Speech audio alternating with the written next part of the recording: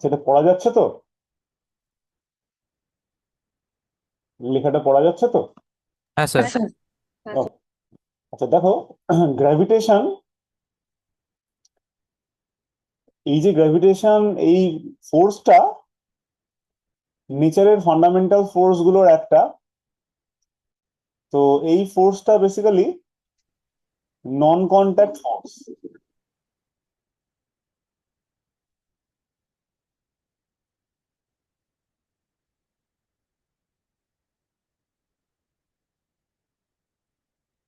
Non contact force or field force.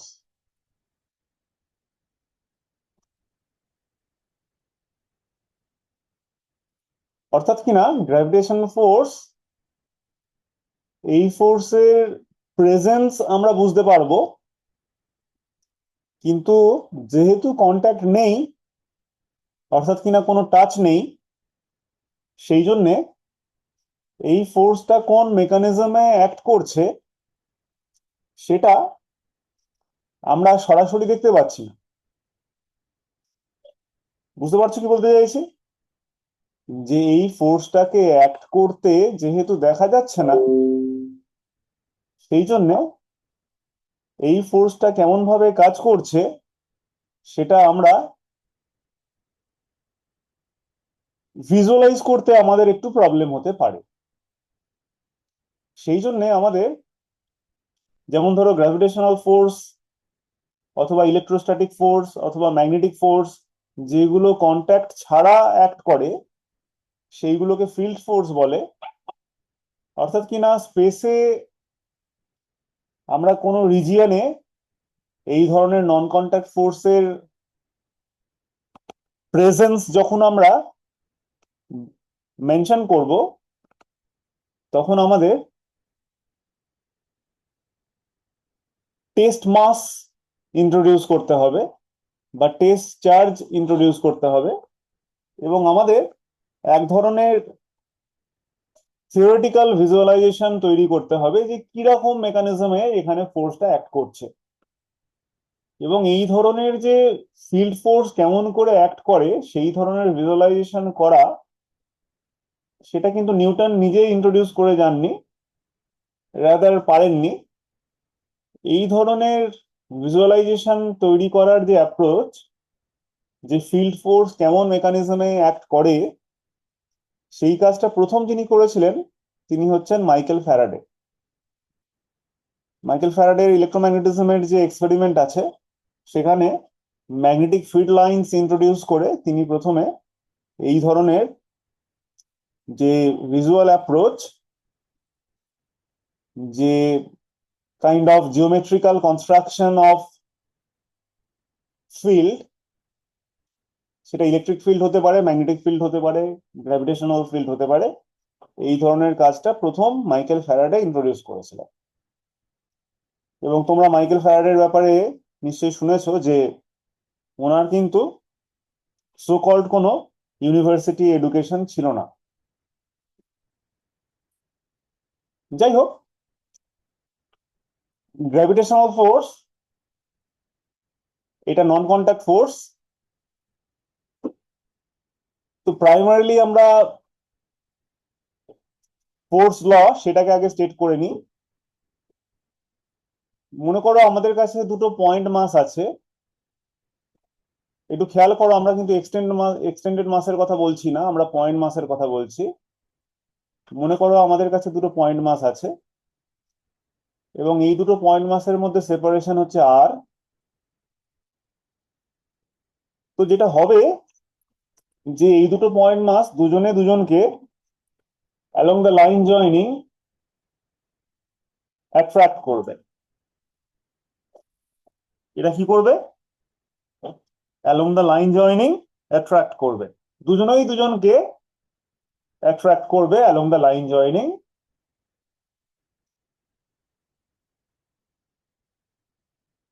এবং মজার ব্যাপার হচ্ছে যে M1 এবং M2 এর মধ্যে কেউ বেশি কেউ কম হতে পারে, বা দুটো সমানও হতে পারে, কিন্তু ফোর্স অফ অ্যাট্রাকশন দুটো ইকুয়াল।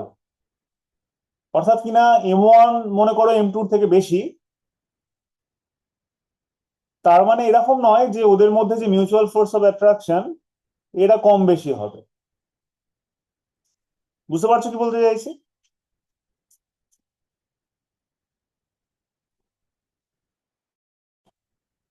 তাহলে এই যে মিউচুয়াল ফোর্স অফ অ্যাট্রাকশন,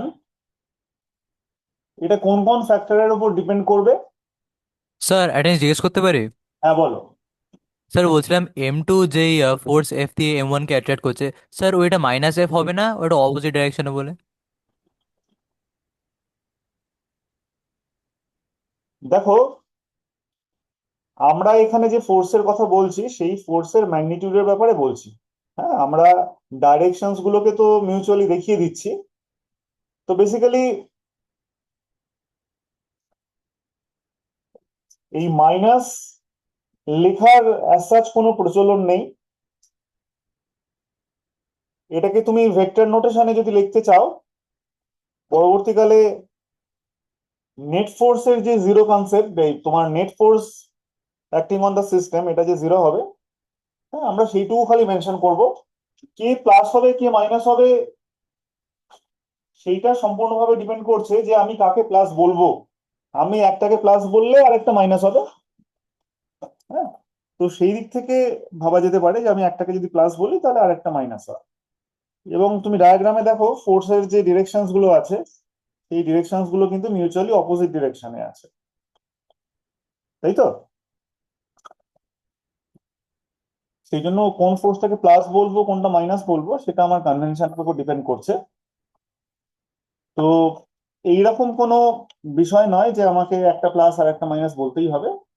আমি খালি ফোর্সের ম্যাগনিটিউড টার্মেও ব্যাপারটাকে বলতে পারি, তাতে কোনো সমস্যা নেই। হ্যাঁ,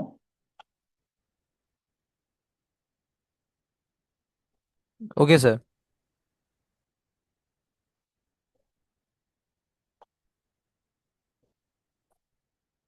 একটা সেকেন্ড দাঁড়াও।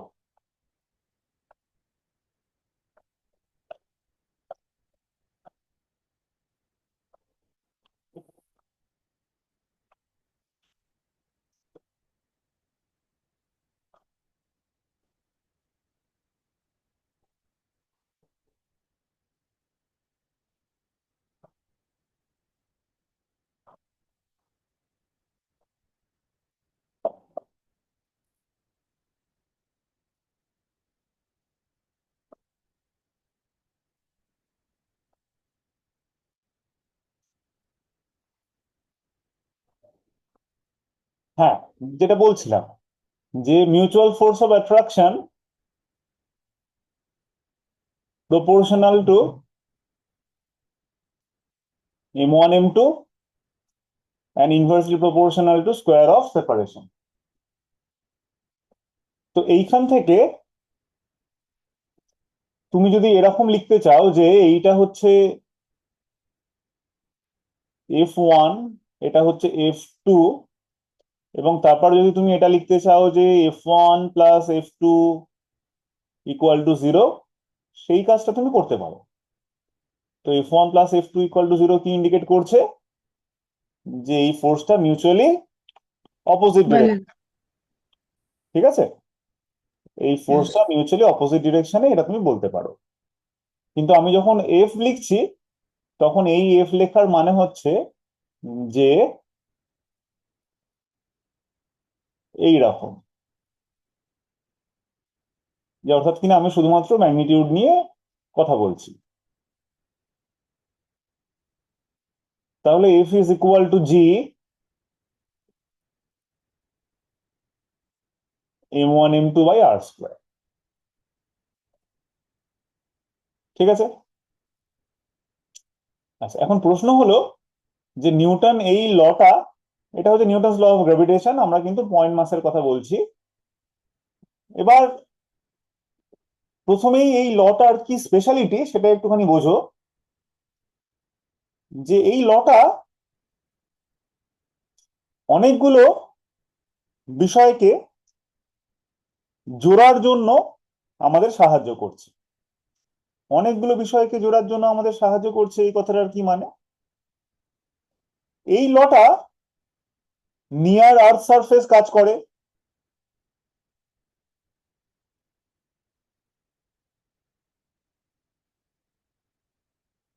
অর্থাৎ কিনা পৃথিবীতে এই লটা কাজ করে। এই লটা আর কোথায় কাজ করে? যেগুলো হেভেনলি অবজেক্ট, হেভেনলি অবজেক্ট মানে কি? দূর দূরান্তে যাদেরকে আমরা দেখতে পাই, অর্থাৎ কিনা সান থেকে শুরু করে অন্যান্য যে সমস্ত অবজেক্ট গুলো আছে যারা অনেক অনেক দূরে আছে, সেই হেভেনলি অবজেক্ট গুলোর ক্ষেত্রেও কিন্তু আমরা এই লটাকে কাজে লাগাতে পারি। সুতরাং আর কোথায় কোথায় কাজে লাগাতে পারি? যেমন ধরো একটা পেন্ডুলাম আছে, একটা পেন্ডুলামের ববকে ঝুলিয়ে দিলে তারপর এটাকে যদি আমরা অসিলেট করিয়ে দিই, তাহলে কোন ল ফলো করে অসিলেশনের সময়? Law of gravitation. মনে করো আর্থ সানের চারদিকে ঘুরছে, কোন ল ফলো করছে? Law of gravitation. তার মানে কি? তার মানে পৃথিবীতে যে লটা অ্যাপ্লিকেবল, এটা কিন্তু ইউনিভার্সের সমস্ত জায়গায় অ্যাপ্লিকেবল। এবং আমরা কিছু কিছু জিনিসকে সাধারণভাবে সেপারেটলি দেখে অভ্যস্ত। যে মনে করো পেন্ডুলামের জন্য যে ল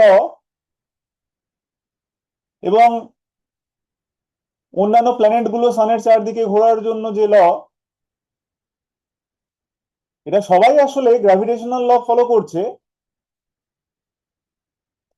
আর্থের ভেতরে যে ল, অর্থাৎ কিনা আমি যদি আর্থের ভেতরে ঢুকে পড়ার চেষ্টা করি, সেন্টার পর্যন্ত যা ল, আর্থ থেকে বেরিয়ে বাইরে চলে গেলেও সেম ল অ্যাপ্লিকেবল।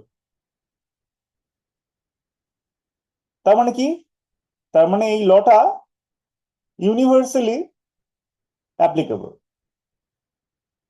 মানে খুব ছোট ছোট পার্টিকেলের জন্য অ্যাপ্লিকেবল, আর বিশাল বিশাল ম্যাসিভ অবজেক্টের জন্য অ্যাপ্লিকেবল। তো সেই জন্য এটাকে বলা হচ্ছে ইউনিভার্সাল গ্র্যাভিটেশনাল ল। সব জায়গায় এটা কাজ করে। আচ্ছা, নেক্সট যে বিষয়টা, যে এই লটাকে আমরা কাজে লাগিয়ে কি কি করতে পারি। যেমন স্যার ধরো যেটা বলছিলাম। স্যার আমার একটা ডাউট ছিল। হ্যাঁ বলো।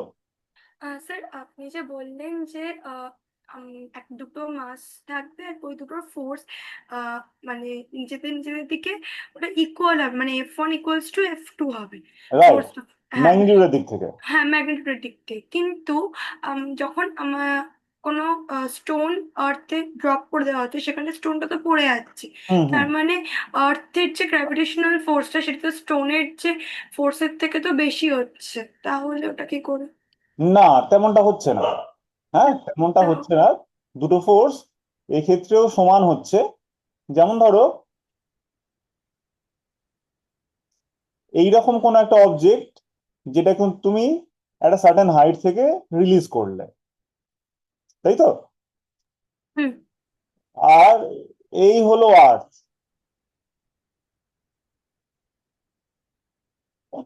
মজার ব্যাপার হচ্ছে এই দুটো force mutually equal and opposite. এই দুটো ফোর্সকে আমরা কেমন ভাবে লিখবো? GMM ডিভাইডেড বাই ওদের সেন্টারের মধ্যে যে ডিস্টেন্স, তার স্কোয়ার। এখন তোমার মনে হতে পারে যে তাহলে ব্যাপারটা কি? তাহলে অবজেক্টটা, এই মাস এমটা, স্মল এমটা আর্থের দিকে এগিয়ে আসছে, আর্থ তো স্মল এম এর দিকে এগিয়ে যাচ্ছে না, হ্যাঁ স্যার, ওটাই ওটাই বলছি। ঠিক তো? তার হ্যাঁ। কারণ হচ্ছে এই অবজেক্টটার ক্ষেত্রে যে অ্যাক্সেলারেশনটা, সেটা হবে এই force divided by mass of the object. তাহলে ওর জন্য অ্যাক্সেলারেশনটা কত হবে? G M by R square. এবং আর্থের জন্য অ্যাক্সেলারেশনটা কত হবে? G m by R square. কারণ এদেরকে দুজনকেই অ্যাক্সেলারেশন পেতে গেলে ফোর্স ডিভাইডেড বাই ওর মাস, ওইভাবে অ্যাক্সেলারেশন পেতে হবে। হুম।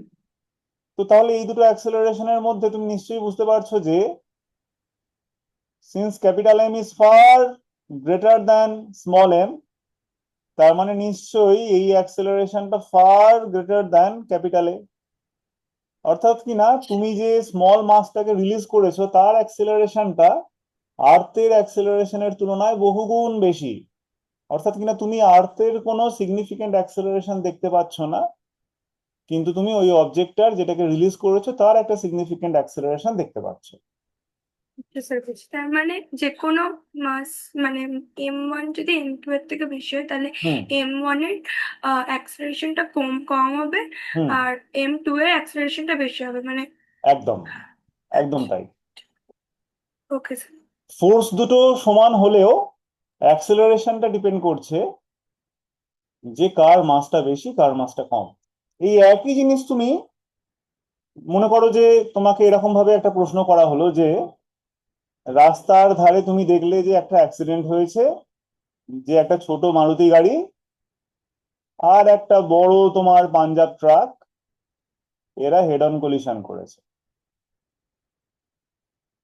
এবং এই ধরনের অবজারভেশনে আমরা সাধারণভাবে যা দেখতে পাই যে মারুতি গাড়িটার প্রচন্ড ক্ষতি হয়েছে, এখানে যারা প্যাসেঞ্জার ছিল তারা প্রায় মড়মড় অবস্থা, কিন্তু পাঞ্জাব যে ট্রাক, বিশাল বড় ট্রাক, তার তেমন কিছুই হয়নি। তো এখান থেকে আমাদের মনের মধ্যে হতে পারে যে যে তার মানে ট্রাকটাই বোধহয় ছোট গাড়িটাকে অনেক বেশি ফোর্স দিয়েছে, ছোট গাড়িটা ট্রাকটাকে তেমন একটা কোনো ফোর্স দেয়নি, এরকম আমাদের অ্যাপারেন্টলি মনে হতে পারে। কিন্তু ফ্যাক্ট কি, কোলাইড যে করবার সময় কিন্তু মার দুজনেই দুজনকে ইকুয়াল অ্যান্ড অপোজিট ফোর্স দিয়েছে। এটার অ্যাক্সেলারেশনটা বেশি ছিল, ওটার অ্যাক্সেলারেশনটা কম ছিল এবার যেটা বড় গাড়ি, যেটা বড় ট্রাক, সেটা কি হয়, সেটা স্ট্রাকচার ওয়াইজও মজবুত বেশি হয় আর মাসের দিক থেকেও অনেক বেশি হয়, যার ফলে এই ধরনের অ্যাক্সিডেন্ট হলে যেটা হয় যে ছোট গাড়িটা ছিটকে যায়। কেন ছোট গাড়িটা ছিটকে যায়? দুটো ফোর্স তো সমান, তাহলে ছোট গাড়িটা ছিটকে যাওয়ার কারণ হচ্ছে ছোট গাড়ির মাস কম। স্যার। ফ্রিকশন। হ্যাঁ, ফ্রিকশন না, মাস কম। ধাক্কা লাগার ফলে যার মাস কম হবে সে বেশি ছিটকে যাবে। স্যার বলো। বলছিলাম যে কি আমরা কি এই পার্টটা প্রেশার দিয়ে এক্সপ্লেন করতে পারি? কারণ ছোট গাড়িটার ওই এরিয়া কম আর ওই বড় গাড়িটার এরিয়া বেশি, তো সেম ফোর্সটা বেশি এরিয়াতে ওখানে স্প্রেড আউট হচ্ছে। হ্যাঁ, তাও বলতে পারো। এবং ছোট গাড়ির কনস্ট্রাকশনের দিক থেকেও ছোট গাড়িগুলো অত ভালো হয় না, তাই না? ছোট গাড়ির যে কনস্ট্রাকশন, সেই কনস্ট্রাকশনটা কি বড় একটা ট্রাকের যেরকম লোহা দিয়ে কনস্ট্রাকশন হয়, বা একটা বড় বাস তার যেরকম বডি যেরকম কনস্ট্রাক্ট করা হয় যেরকম ভাবে, নিশ্চয়ই একটা ছোট গাড়ির বডি সেরকম ভাবে কনস্ট্রাকশন হয় না, তাই না? স্যার, হ্যাঁ বলো। স্যার এটা কি ওই টাগ অফ ওয়ারের মতো? হ্যাঁ, টাগ অফ ওয়ারের মতো ভাবতে পারো, যে এখানে তোমার যেহেতু mutual velocity force, mutual force মানে দে আর ইকুয়াল অ্যান্ড অপোজিট। হুম। তো এখানে আমরা ফ্রিকশন দিয়ে ব্যাপারটাকে বলছি না কেন? না, ফ্রিকশন দিয়ে কি করে বলবো? ধাক্কা লাগছে তো, হেড অন কলিশন যদি হয় তার মানে তো কন্ট্যাক্ট হচ্ছে, এখানে আবার ফ্রিকশন কোত্থেকে আসবে? ও হ্যাঁ, ওকে স্যার, এখানে ফ্রিকশনের ব্যাপার নেই। ঠিক আছে। স্যার এটাও তো হতে পারে যে ট্রাকের ভেলোসিটি খুব বেশি ছিল তাই জন্য। তাতে কিছু সমস্যা না। ধরো যদি এমন হয় যে সাধারণভাবে যেটা দেখা যায়, তোমরা খেয়াল করবে যে ট্রাকের তুলনায় গাড়িগুলো অনেক বেশি স্পিডে মুভ করে। হাইওয়েতে যারা গেছো নিশ্চয়ই দেখেছো যে ট্রাকগুলো কিন্তু একটা ধার দিয়ে আস্তে আস্তে যায়, আর গাড়িগুলো বা বাইকগুলো বরং অনেক বেশি জোরে যায়, অনেক বেশি স্পিডে যায়। সুতরাং এটা কত স্পিডে কে যাচ্ছে তার উপর ডিপেন্ডেন্ট নয়, সবটা ডিপেন্ডেন্ট হচ্ছে যে তোমার মিউচুয়াল ফোর্স। একজন যদি থেমেও থাকে, হ্যাঁ ধরো ট্রাকটা থেমে আছে, গাড়িটা গিয়ে ধাক্কা মারলো, হতেই পারে। Even then mutual force equal and opposite.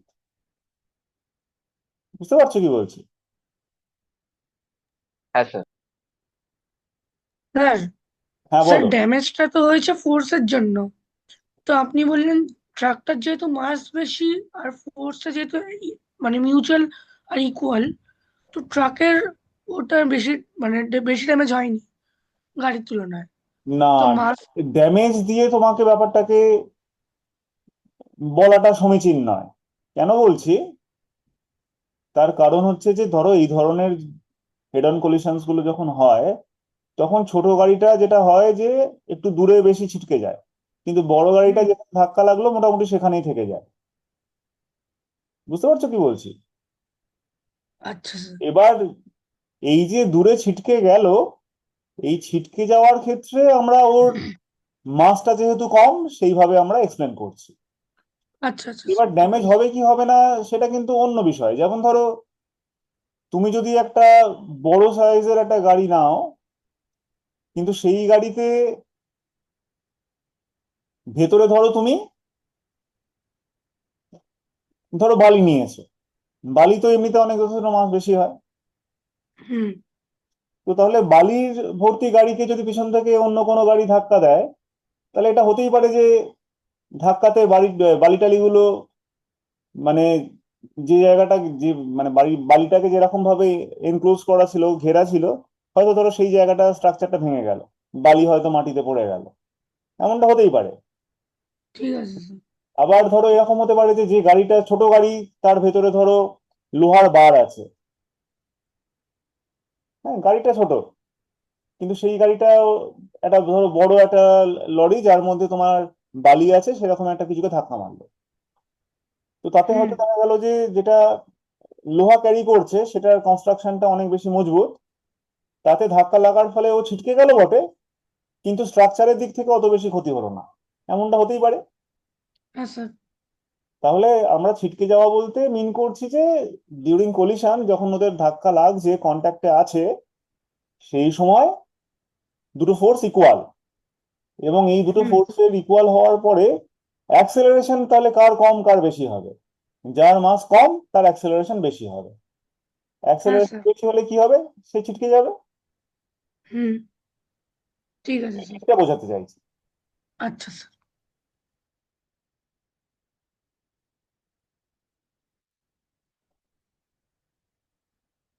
আচ্ছা, তাহলে এই ল অফ গ্র্যাভিটেশনটাকে স্টেট করবার পরে এখানে তোমাকে খেয়াল রাখতে হবে, আমরা বললাম কি এটা প্রাইমারিলি পয়েন্ট মাসের জন্য অ্যাপ্লিকেবল। তাহলে এবার তোমাদের অনেকের প্রশ্ন হতে পারে যে যদি পয়েন্ট মাসের জন্য অ্যাপ্লিকেবল হবে, তাহলে সান এবং আর্থের মধ্যে যে ফোর্স অফ অ্যাট্রাকশন, এদের তো, সান বা আর্থ এরা তো কেউই পয়েন্ট মাস নয়। তাহলে সেই ক্ষেত্রে আমি ল অফ গ্র্যাভিটেশনকে সান বা মুন বলো, এই সমস্ত যেগুলো অনেক ম্যাসিভ অবজেক্ট, তাদের জন্য আমি লটাকে কেমন করে অ্যাপ্লাই করছি। মনে করো এইটা হচ্ছে মুন, আর মনে করো এইটা হচ্ছে আর্থ। তাহলে এদের কেউই পয়েন্ট মাস নয়। তাহলে এদের জন্য কি করে ল অফ গ্র্যাভিটেশন কাজ করছে? আমরা কিন্তু এদের জন্য যে লটাকে অ্যাপ্লাই করছি, ওদের সেন্টারের মধ্যে সেপারেশনটাকে আর ধরে নিচ্ছি, এবং আমরা লিখছি যে জি mm/r², এটা হচ্ছে ওদের মিউচুয়াল ফোর্স অফ অ্যাট্রাকশন। তো এইটা এই কারণে সুন্দরভাবে কাজ করছে, কারণ ধরো মুনের যে রেডিয়াস সেইটা মনে করো r1, আর্থের যে রেডিয়াস সেটা মনে করো r2। এখানে মজার ব্যাপার হচ্ছে ওদের সেন্টারের যে সেপারেশন, তার তুলনায় আর ওয়ান এবং r2 সেন্টারের সেপারেশনটা অনেক বেশি r1 এবং r2-র তুলনায়। তো সেই জন্যে এখানেও কিন্তু পয়েন্ট মাসের যে লটা, সেটা আমরা অ্যাপ্লাই করে ফেললাম। বুঝতে পারছো? এখন যদি কেউ তোমাকে প্রশ্ন করে যে এইটা ডিটেলিংটা আমরা ক্লাস 11-এ গিয়ে শিখবো, এখন খালি তোমাদের একটুখানি অ্যাটেনশন ড্র করে রাখছি। মনে করো এরকম একটা লম্বা লাঠি আছে, যার লেন্থ হচ্ছে এল এবং মাস হচ্ছে ক্যাপিটাল এম। এবার বলা হলো যে এদের, ধরো এটার মাস ক্যাপিটাল এম, আর এখানে আমি একটা পয়েন্ট মাস রাখলাম, এটার মাস হচ্ছে স্মল এম। এবারে দেখো এইটার যে centre,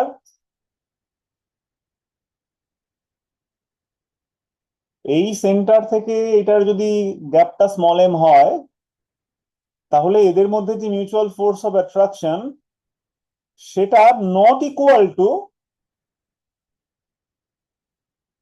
GMM by R square. এটা কিন্তু অনেকের মনে হতে পারে যে আমি কি তার মানে সেন্টার থেকে ডিস্টেন্সটাকে ধরবো, এমনটা কিন্তু নয়। আমার কথাটা বুঝতে পারছো কি বলছি? ধরো এরকম একটা লম্বা লাঠি আছে, তার সেন্টার থেকে একটা পয়েন্ট মাসের গ্যাপ, এটা মনে করো স্মল আর। তাহলে এই ক্যাপিটাল এম অর্থাৎ কিনা এই লম্বা লাঠিটা এবং স্মল এম, এদের মধ্যে ফোর্স অফ অ্যাট্রাকশনটা কি GMM বাই আর স্কোয়ার হবে? এর উত্তরে আমরা কি বলছি? যে না, এটা হবে না। কি বলছি? যে না, এটা হবে না। তাহলে এই ধরনের সিচুয়েশন কেমন করে ডিল করতে হয়? এই ধরনের সিচুয়েশন ডিল করতে গেলে আমাদের ক্যালকুলাসের হেল্প নিতে হয়। এই ধরনের সিচুয়েশন ডিল করতে গেলে আমাদের কি করতে হয়? আমাদের ক্যালকুলাসের হেল্প নিতে হয়। ক্যালকুলাসের হেল্প কেমন ভাবে নিতে হয়? যে এইখানে আমরা একটা ছোট একটা মাস ধরে নিই। এই যে দেখো, এখানে একটা ছোট্ট স্লাইস নিয়েছি। এই স্লাইস থেকে এখানকার একটা কিছু ডিস্টেন্স ধরে নিই। এই ডিস্টেন্সটা মনে করো এক্স। তাহলে এই ছোট একটা স্লাইসের জন্য ফোর্স যা হবে, লম্বা লাঠির ক্ষেত্রে ফোর্স বের করতে গেলে আমাদের একটা মেথড ইউজ করা হয়, এটাকে বলে ইন্টিগ্রেশন।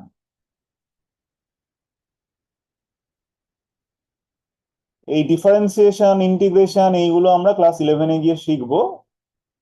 সুতরাং তোমাদের যাদের মনে হচ্ছে যে আমরা তো আমাদের আশপাশে যে অবজেক্ট গুলোকে দেখছি, এটা তো কেউই পয়েন্ট অবজেক্ট নয়, তাহলে পয়েন্ট অবজেক্ট না হলে সেই ক্ষেত্রে নিউটনের ল অফ গ্র্যাভিটেশন ইউজ করে কেমন করে আমি ফোর্স ডিটারমিন করব, তাদের জন্য বলছি যে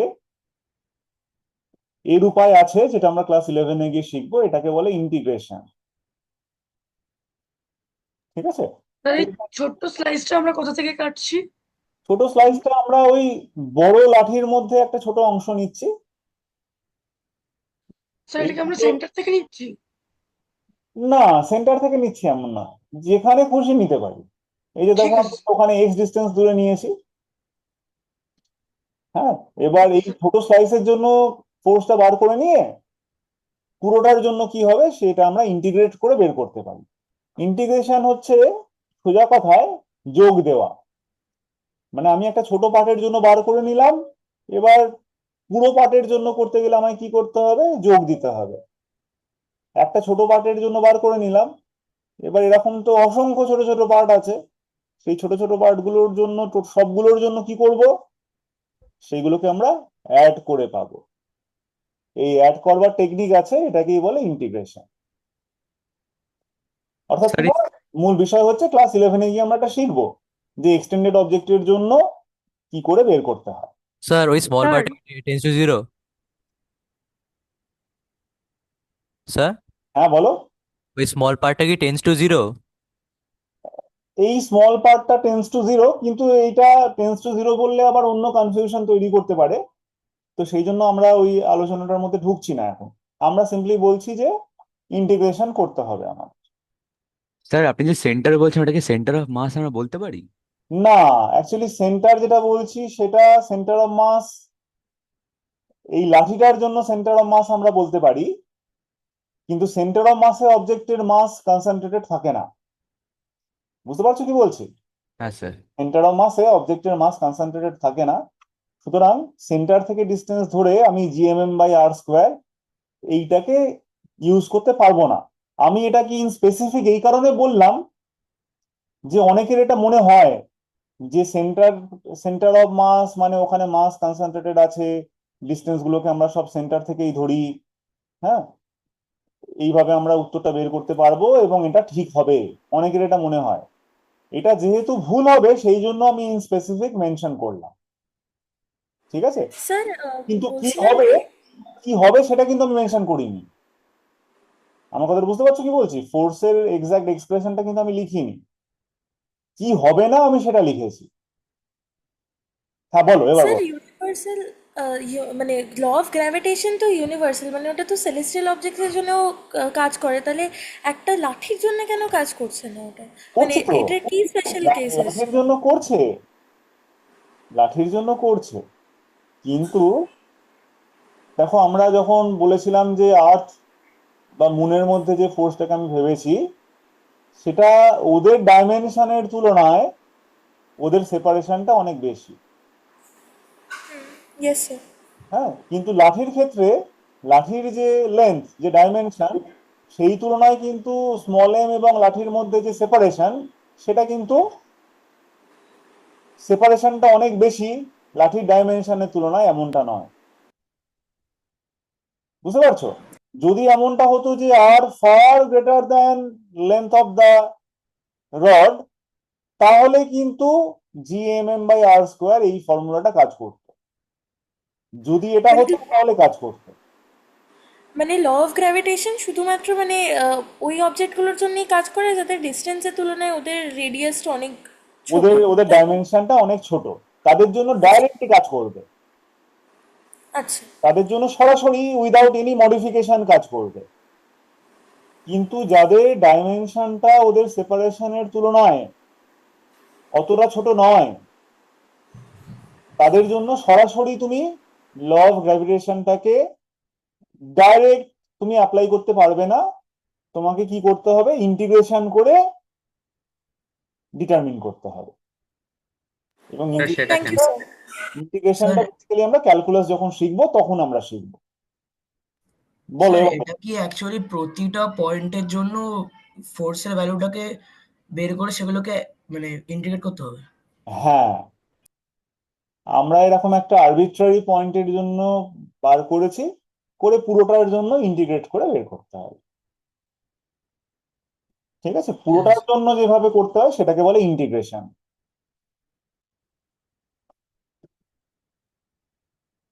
ঠিক আছে, এটা নিয়ে ওয়ারিড হওয়ার কিছু নেই, কিন্তু আমি এই কারণে এটা মেনশন করলাম, মেনশন না করলেও হতো, কিন্তু এটা নিয়ে একটা মিসকনসেপশন থেকে যায় বোধহয়। আমরা ভেবে নিই যে সেন্টারে পুরো মাসটা কনসেন্ট্রেটেড থাকে, সুতরাং সেন্টার থেকে আমরা ডিস্টেন্সটা নিতে পারি। আমি খালি এটাই তোমাদের কনসাস করছি যে যে এটা কিন্তু নয়, সেন্টার থেকে ডিস্টেন্স নিতে হবে এমনটা নয়। ঠিক আছে, এটা তখনই কাজ করবে যদি অবজেক্টের ডাইমেনশনটা তুলনামূলকভাবে অনেক ছোট হয় in comparison to their separation. বুঝতে পারলে? ঠিক আছে নাকি না? এত পর্যন্ত ঠিক আছে? হ্যাঁ স্যার। হুম হুম। হ্যাঁ স্যার। এইবারে দেখো, একটা মজার ব্যাপার আছে, যে মজার ব্যাপারটা মাঝে মধ্যে আমাদের কনফিউশনও তৈরি করবে। মনে করো যে আর্থের সারফেসের উপর আমি একটা মাসকে রেখেছি স্মল এম, এবং আর্থের রেডিয়াস হচ্ছে ক্যাপিটাল আর।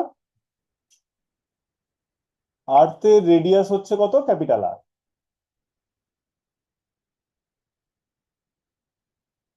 আর্থের মাস হচ্ছে ক্যাপিটাল এম।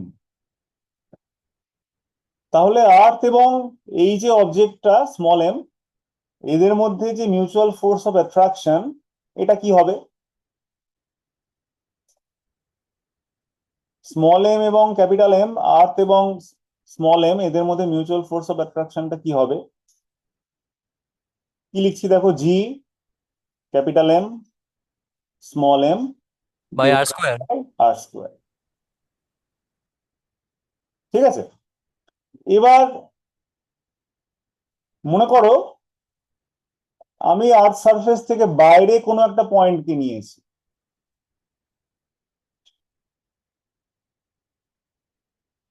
যেটা কিনা আর্থ সারফেস থেকে এইচ ওপরে।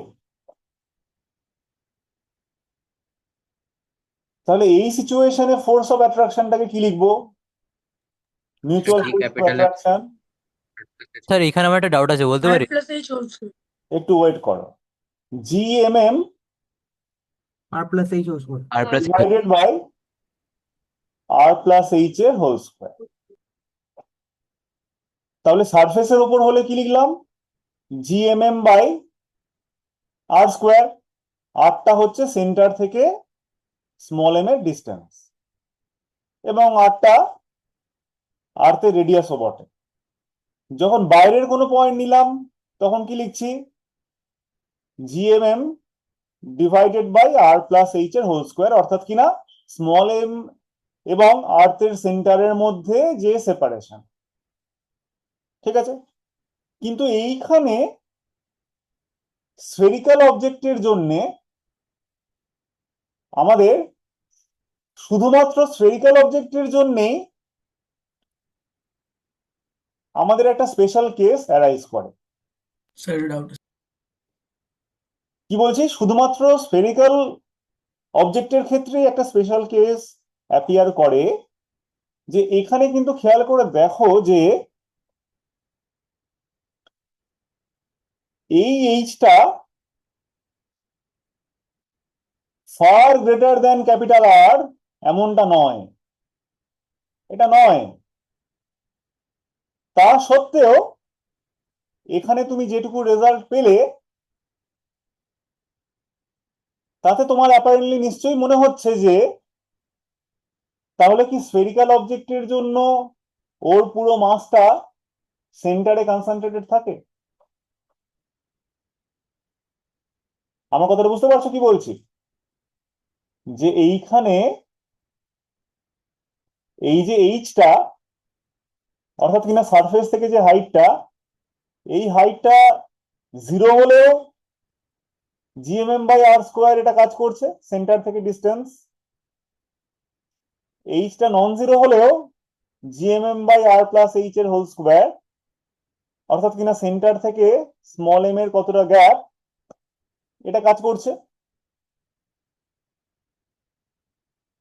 এই সিচুয়েশনে কি এইচটা 0, আর এই সিচুয়েশনে এইচ নট ইকুয়াল টু 0, অর্থাৎ কিনা এইচ ফার গ্রেটার দেন আর এমন কোনো ক্রাইটেরিয়া এখানে নেই। দেখতে পাচ্ছ? এইচ ফার গ্রেটার দেন আর এই কোনো ক্রাইটেরিয়া আছে কি? না স্যার। নেই। তা সত্ত্বেও এইখানে সেন্টার থেকে ডিস্টেন্সটা, এই ফর্মুলাটাকে আমরা লেখার সময় সেন্টার থেকে ডিস্টেন্সের যে ব্যাপারটা সেইটাকে লিখছি। এবং আমাদের দেখে মনের মধ্যে কনফিউশন হতে পারে যে তাহলে কি স্ফেরিক্যাল অবজেক্টের জন্য মাসটা সেন্টারে কনসেন্ট্রেটেড থাকে? এটা আমাদের মনে হতে স্যার পারে, ওটাই আমার ডাউট। এটা আমাদের মনে হতে পারে।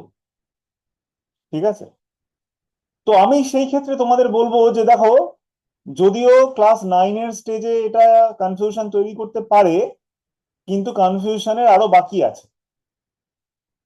কনফিউশনের কি আরো বাকি আছে। আমি আরেকটু কনফিউজিং সিচুয়েশনটা বলে তারপর বিষয়টার মধ্যে আসছি। মানে আমি বলতে চাইছি যে কনফিউশনের এখানে শেষ না, কনফিউশনের আরো বাকি আছে।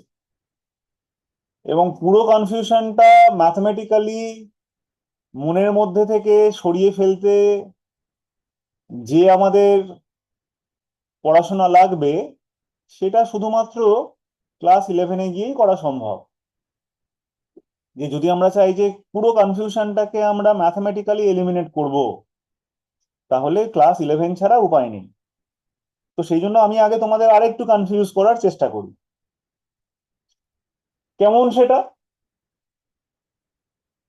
যদি আমরা দেখো এখান থেকে যে ধরনের প্যাটার্ন পাচ্ছি, যে মনে হচ্ছে বোধহয় সেন্টারেই মাসটা কনসেন্ট্রেটেড হয়ে আছে, সেটা কোথায় ভুল তুমি এক্ষুনি রিয়ালাইজ করবে। ধরো কেউ যদি একটা ড্রিল করে আর্থের ভেতরে কিছুটা ঢুকে পড়ে, কেউ যদি ড্রিল করে আর্থের ভেতরে এইচ ডেপথ পর্যন্ত ঢুকে পড়ে, অর্থাৎ কিনা এই ক্ষেত্রে সেপারেশনটা হয়ে গেল সেন্টার থেকে আর মাইনাস এইচ। তাহলে যদি আর্থের মাসটা সত্যি সত্যি ওর সেন্টারে কনসেন্ট্রেটেড থাকতো, তাহলে কিরকম ল হওয়া উচিত ছিল? GMM by R minus H এর হোল স্কোয়ার, এরম একটা ল হওয়া উচিত ছিল ফোর্স, হুম। হওয়া উচিত ছিল তো। হ্যাঁ স্যার। তো আমরা দেখবো যে না, এটা হবে না। এটা যে শুধু হবে না এমনটা নয়, তুমি যত সেন্টারের দিকে যাবে ফোর্স তত কমবে, এবং তুমি যদি স্মল এমটাকে আর্থের সেন্টারে নিয়ে চলে যেতে পারতে, তাহলে তুমি দেখতে পাবে যে এই ফোর্সটা জিরো হয়ে যাবে। সেন্টারে চলে গেলে R minus H equal to zero, তাই না? হ্যাঁ স্যার। সেন্টারে চলে গেলে R minus H equal to zero, সেক্ষেত্রে ফোর্সটা ইনফাইনাইটলি লার্জ হয়ে যাওয়ার কথা, ম্যাথমেটিক্স যেরকম ভাবে প্রেডিক্ট করার চেষ্টা করছে। কিন্তু দেখা স্যার গেছে, আর মাইনাস এইচ জিরো কেন হচ্ছে? কারণ সেন্টারে চলে যাচ্ছ মানে এইচ ইকুয়াল টু আর, তো কতটা ডেপথে চলে ও গেলে আচ্ছা, সেন্টারে। হ্যাঁ হ্যাঁ। তুমি যখন আর্থের সেন্টারে গিয়ে পৌঁছবে তখন অবজেক্ট কি হয়ে যাবে? ওয়েটলেস হয়ে যাবে। আর্থের সেন্টারে যখন পৌঁছে যাবে তখন কি হবে?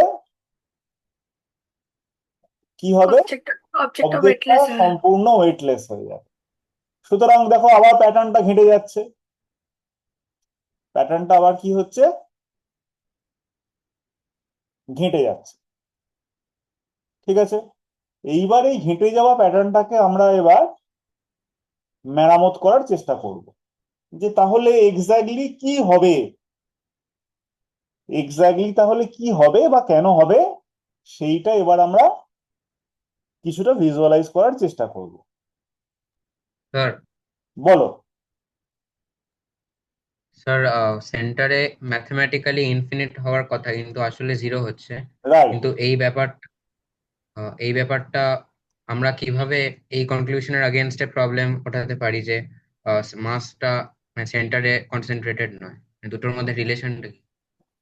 সেন্টারে যদি মাসটা কনসেন্ট্রেটেড থাকতো তাহলে এই লটা কাজ করতো, GMM বাই আর মাইনাস হ্যাঁ এইচ এর হোল স্কোয়ার, এই লটা কাজ করতো, তাই না? এবং এই ল অনুযায়ী যত তুমি সেন্টারের দিকে যাবে তত তাহলে ফোর্স বেড়ে যাওয়া উচিত ছিল। হ্যাঁ স্যার। কিন্তু দেখা যাবে উল্টো, আর্থের ভেতরে যত তুমি ঢুকতে থাকবে, সেন্টারের দিকে যেতে থাকবে, তত ফোর্স কমতে থাকবে, এবং সেন্টারে গেলে ফোর্সটা ভ্যানিশ করে যাবে, জিরো হয়ে যাবে। এটা অবজারভেশন, সত্যিকারে হয়। হ্যাঁ স্যার, বুঝেছি। ঠিক আছে, সুতরাং সেন্টারে যদি সত্যি কনসেন্ট্রেটেড থাকতো তাহলে এই লটা কাজ করতো, কিন্তু এটা করে না। হ্যাঁ স্যার। স্যার বলো। সেন্ট্রালি কনসেন্ট্রেটেড থাকলে এই লটা কাজ করতো কেন বলছেন স্যার? কেন সেন্টারে কনসেন্ট্রেটেড থাকলে তাহলে তোমার GMM বাই ডিস্টেন্স স্কোয়ার এটা তো কাজ করতো, হ্যাঁ তাই না? হ্যাঁ স্যার। স্যার স্যার বলো। স্যার বলছিলাম আপনি একবার বোঝাবেন, এই মুন আর আর্থের মধ্যে ওটা তো পয়েন্ট অবজেক্ট না, তাও ওটা কেমন করে ওই GMN বাই আর স্কোয়ার ওটা অ্যাপ্লিকেবল হবে? দেখো, মুন এবং আর্থের মধ্যে যে সেপারেশন, সেই সেপারেশনটা ওদের ডাইমেনশনের তুলনায় অনেক অনেক বেশি। মানে ধরো আর্থের যা রেডিয়াস বা মুনের যা রেডিয়াস, আর্থ এবং মুনের মধ্যে যে সেপারেশন, সেই সেপারেশনটা ওদের ডাইমেনশনের তুলনায় অনেক বেশি। যেমন ধরো আমরা যদি কোনো একটা ডিস্ট্যান্ট কোনো স্টারের দিকে তাকাই, সেই স্টারটা আমাদের কাছে অ্যাপিয়ার করে কি রকম? পয়েন্ট হিসাবে অ্যাপিয়ার করে। হ্যাঁ স্যার। কেন পয়েন্ট হিসাবে অ্যাপিয়ার করে? কারণ অনেক ও দূরে। অনেক দূরে আছে বলে, ওদের ডাইমেনশনের তুলনায় ওদের সেপারেশন অনেক বেশি।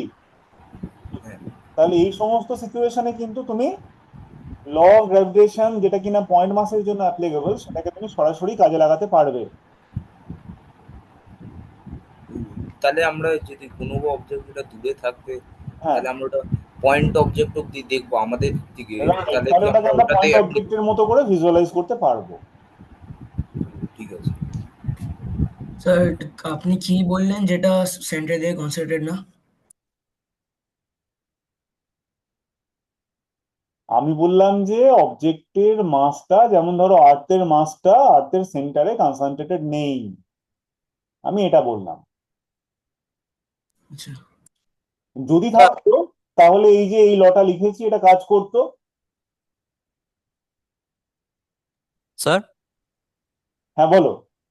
স্যার বলছিলাম যে কি রাইট সাইডের ফিগারটা অ্যাটেনিস করতে পারবেন, একটা কনসেন্ট্রিক সার্কেল আঁকতে পারবেন সাচ দ্যাট ওইটা পয়েন্ট মানে পয়েন্ট স্মল এম কে টাচ করছে। এই এত পর্যন্ত হয়েছে? হ্যাঁ স্যার। স্যার বলছিলাম, এত অব্দি হয়েছে তো? হ্যাঁ স্যার। স্যার আমার ডাউটটা বুঝতে পারলেন? হ্যাঁ বুঝেছি।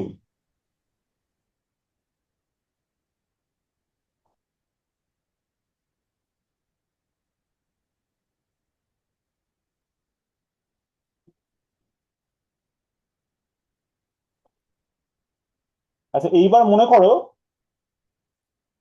যে আমরা একটা রিং নিয়েছি, রিং। ঠিক আছে, আমরা একটা সার্কুলার রিং নিয়েছি।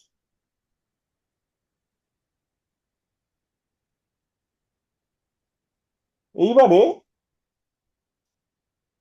এই সার্কুলার রিং এর সেন্টারে যদি আমি একটা স্মল এম কে রাখি,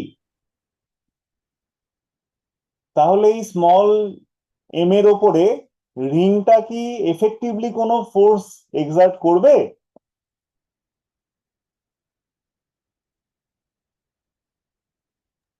স্যার মাসটা দেখুন। স্যার করা তো উচিত। স্যার রিং এর ওপর প্রত্যেকটা পয়েন্ট করবে, কিন্তু ring as a ring whole. এর ওপর প্রত্যেকটা পয়েন্ট করবে, কিন্তু স্যার এই টেন দেখো পাওয়ার জিরো হবে। আমি ডায়ামেট্রিক্যালি অপোজিট পয়েন্ট গুলোকে যদি ভাবি, তাহলে ওকে দুদিক থেকে ইকুয়াল জিরো। ফোর্সে এরকম টানতে থাকবে। ঠিক তো? বুঝতে পারছো কি বলছি? রিং এর সেন্টারে আমি যদি কোনো একটা মাসকে রাখি, তাহলে ওর জন্য তো ডায়ামেট্রিক্যালি অপোজিট পয়েন্ট গুলো আমি সব সময় আইডেন্টিফাই করতে পারবো নাকি? ফলো করতে পারছো কি বলতে চাইছি, নাকি পারছো না? তার মানে রিংটা এফেক্টিভলি কি স্মল এম এর ওপর কোনো ফোর্স দেবে? না স্যার, ক্যান্সেল হয়ে যাবে। ফোর্স গুলো সব ক্যান্সেল হয়ে যাবে। ঠিক। স্যার তো আগের ডায়াগ্রামটাতে তো ওই একটা পয়েন্টের ওপর মানে যে ডেপথ এই শেষ সেটাতে তো দুদিক থেকে গ্র্যাভিটেশন ফোর্স অ্যাক্ট করছে, তাহলে ওটা সেই দিক থেকে জিরো হতে পারে, নেট যে ফোর্সটা। দাঁড়াও, আগের বারে কিন্তু সেন্টারে ছিল না। সেন্টারে থাকলে ব্যাপারটা এক্সপ্লেন করা অনেক সহজ, তাই না? হ্যাঁ ওটাই। সেন্টারে থাকলে ব্যাপারটা এক্সপ্লেন করা সহজ, কারণ চারদিক থেকে ফোর্স গুলো ক্যান্সেল হয়ে যাচ্ছে। কিন্তু সেন্টারে তো সবসময় থাকবে এমনটা না। এবার মনে করো যে এইরকম একটা জায়গাতে আমি রেখেছি, তাহলে কি হতে পারে? এরকম একটা জায়গাতে রাখলে, যদিও আমরা ম্যাথমেটিক্সটাকে সম্পূর্ণভাবে করব না, একটু অ্যানালজি দেওয়ার চেষ্টা করব।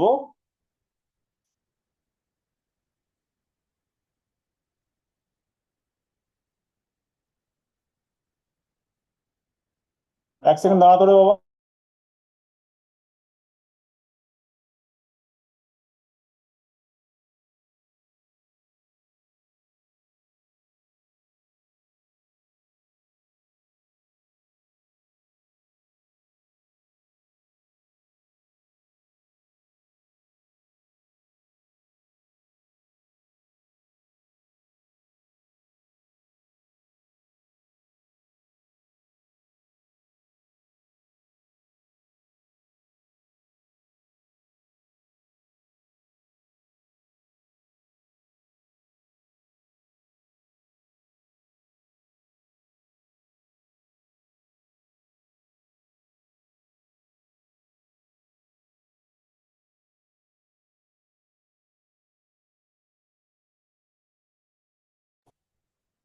আচ্ছা এইবার শোনো, শোনা যাচ্ছে তো?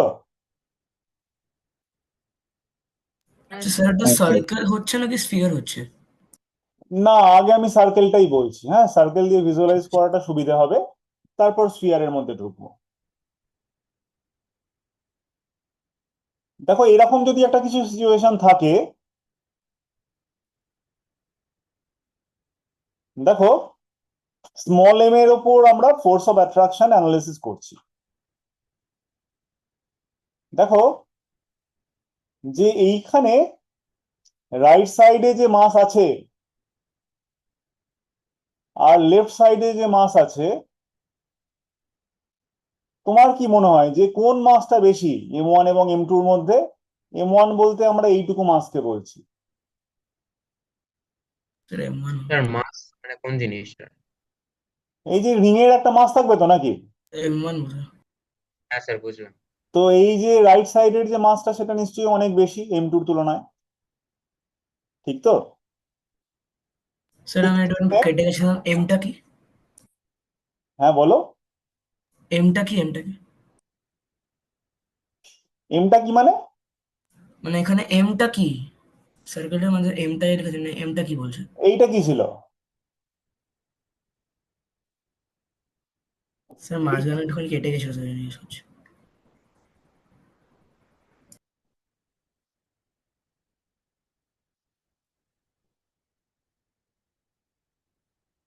আমরা রিং এর সেন্টারে একটা স্মল এম মাসকে বসালাম, সেটা বললাম না এক্ষুনি?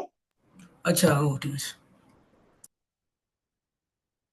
মাস নিয়ে আলোচনা হচ্ছে, এমটা কি সেটা ভুলে গেলে হবে কি করে?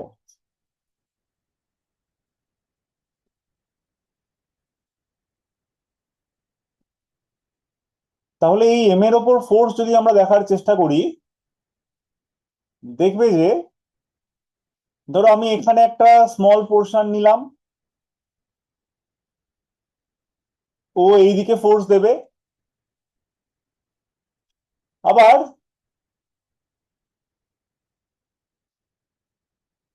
নিচের দিকে সিমিলার একটা জায়গা আমরা আইডেন্টিফাই করতে পারি,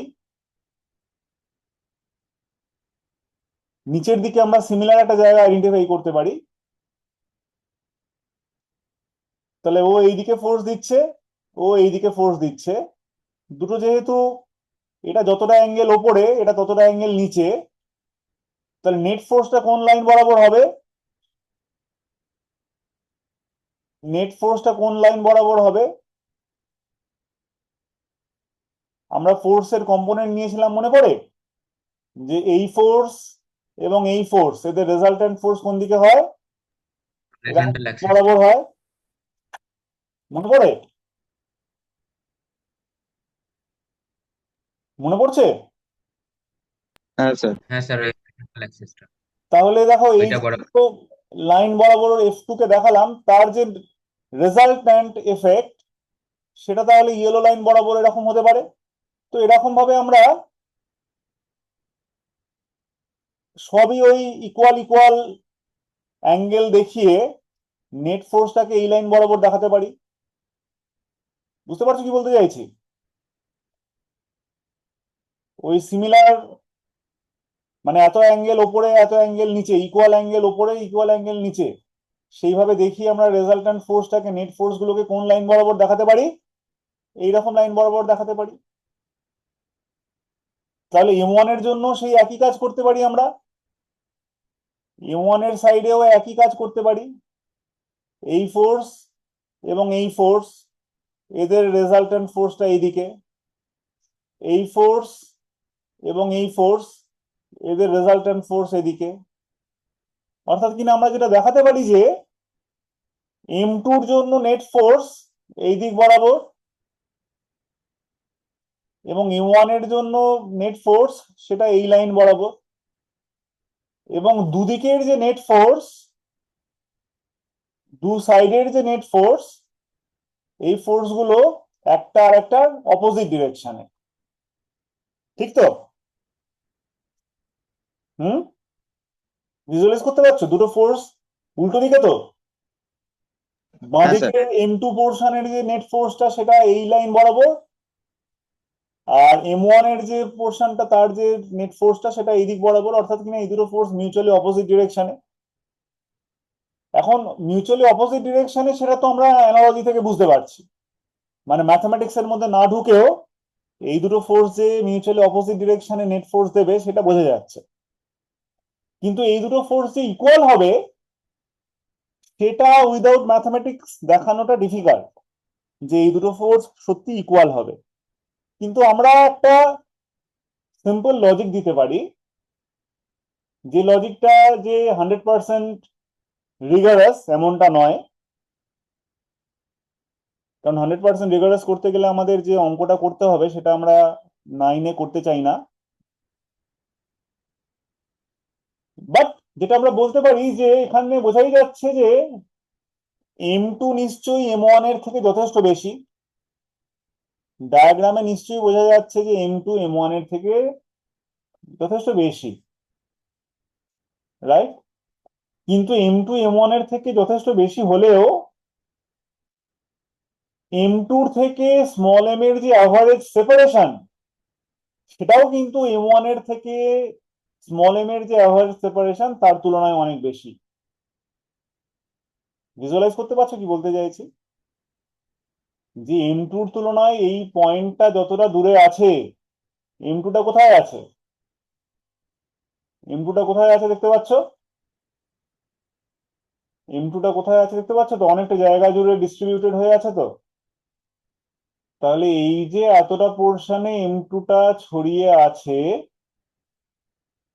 তাহলে M2 থেকে স্মল m এর যে অ্যাভারেজ সেপারেশন, M2 থেকে স্মল m এর যে অ্যাভারেজ সেপারেশন তার তুলনায় M1 এর থেকে স্মল m এর যে অ্যাভারেজ সেপারেশন সেটা নিশ্চয়ই অনেক কম। M1টা এফেক্টিভলি অনেক কাছে আছে, M2টা এফেক্টিভলি অনেক দূরে আছে। বুঝতে পারছো কি? হ্যাঁ স্যার। হ্যাঁ স্যার। জন্যে দুটো মাস M2টা অনেক বেশি M1 এর থেকে, এটা যেমন সত্যি, M2র সেপারেশনটাও তুলনামূলকভাবে স্মল m এর থেকে অনেক বেশি। তো সেই জন্যে আমরা পরবর্তীকালে ক্লাস 11-এ উঠলে আমরা দেখাবো যে এই দুটো ফোর্স আসলে একে আরেকজনকে ব্যালেন্স করে দেবে। এরা কি করবে? একজন আরেকজনকে ব্যালেন্স করে দেবে। তাহলে এরা যে M2 এবং M1 যে অপোজিট ডিরেকশনে ফোর্স দিচ্ছে সেটা নিশ্চয়ই বোঝা যাচ্ছে, কিন্তু এরা যে এক্স্যাক্টলি ব্যালেন্স করবে সেটা আমরা ম্যাথমেটিক্যালি দেখাচ্ছি না। কিন্তু আমরা লজিকটা কি দিচ্ছি? আমরা লজিকটা দিচ্ছি যে M2 M1 এর তুলনায় অনেক বেশি। এটা যেমন সত্যি, M2র সেপারেশনটাও M1 এর তুলনায় অনেক বেশি। এবার যেহেতু শুধু মাসের ওপর ফোর্সটা ডিপেন্ড করে না, সেপারেশনের স্কোয়ারের সঙ্গেও ইনভার্সলি এটা প্রপোর্শনাল, সেই জন্য পুরো ব্যাপারটা অ্যাডজাস্টেড হয়ে যাবে। বুঝতে পারছো কি বলছে? অর্থাৎ কি স্যার না, লাস্টের পার্টটা কি বললেন স্যার? লাস্টের পার্টটা মানে আমরা বলছি যে M2 তো M1 এর থেকে বেশি, তাহলে সেটা অনুযায়ী F2 গ্রেটার দেন F1 এটা হবে এমনটা নয়, এমনটা নয়। কেন? কারণ M2 মাস হিসাবে বেশি হওয়া সত্ত্বেও M2-র যে অ্যাভারেজ সেপারেশনটা, সেই সেপারেশনটা কিন্তু এই যে R2টা, এটাকে যদি আমি অ্যাভারেজ সেপারেশন ভাবি তাহলে এই R2টা কিন্তু R1 এর তুলনায় অনেকটা বেশি। ঠিক আছে। যার ফলে শুধু মাস বেশি হলেই যে ফোর্স বেশি হবে এমনটা নয়, সেপারেশনটাও M2-র ক্ষেত্রে অ্যাভারেজ ভাবে বেশি। হ্যাঁ স্যার। সেই জন্য দুটো ফোর্স একজন আরেকজনকে ব্যালেন্স করছে। অর্থাৎ কিনা আমরা তাহলে যে দাবিটা করব এবার, ভালো করে শোনো, আমরা এবার যে দাবিটা করব এবং এই প্যাটার্নটা সব সময় কাজ করবে সুন্দরভাবে, এই প্যাটার্নের কোনো এক্সেপশন হবে না।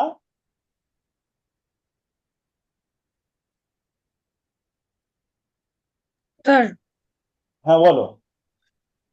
স্যার যদি আমি এটাকে একটা মানে টাগ অফ ওয়ারের মতো করে চিন্তা করি, হুম এই যে পয়েন্ট মাসটা আছে হুম এটাকে দুদিক থেকে টানা হচ্ছে দড়ি দিয়ে, হুম তো এটা তো ব্যালেন্সড হওয়ার কথা না অ্যাকশন রিয়াকশনের জন্য। কি স্মল এমটা?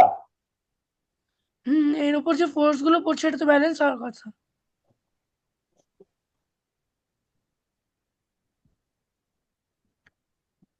স্মল এম কে কে কে টানছে? কে বললো আমি পড়ছি না? আমি এরা এই ঠিক করেই আছি আমি এখন, এমনি মাথার উপর দিয়ে যাচ্ছে এখন কি সব বলছে।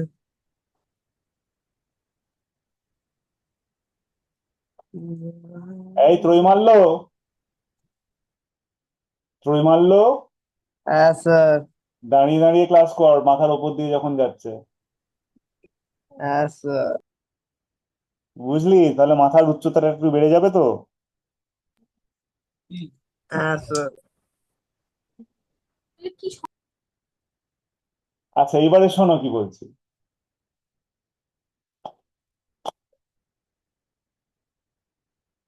তাহলে যদি স্যার ওটা ওটা ব্যালেন্স হবে নাকি বললেন না? ব্যালেন্স কি হবে? কাকে ব্যালেন্স স্যার করতে হবে? স্যার এম এর ওপর নেট ফোর্স। এম এর ওপর নেট ফোর্স ব্যালেন্স হবার যুক্তি কি? কে স্যার টানছে স্মল এম কে?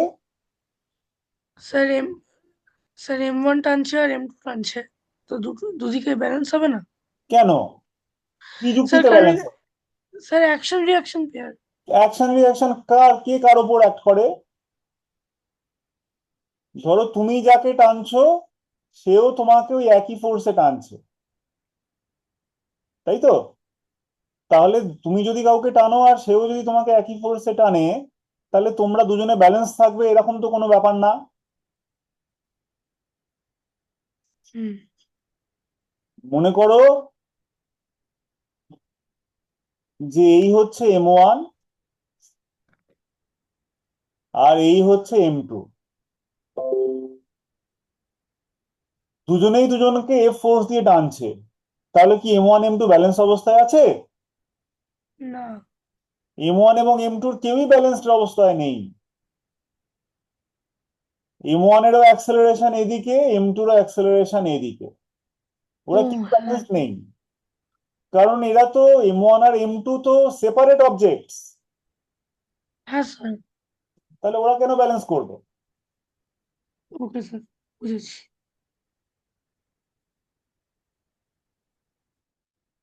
আচ্ছা, তাহলে এবারে দেখো, আমরা যেটা বুঝতে পারছি যে আমাদের কাছে যদি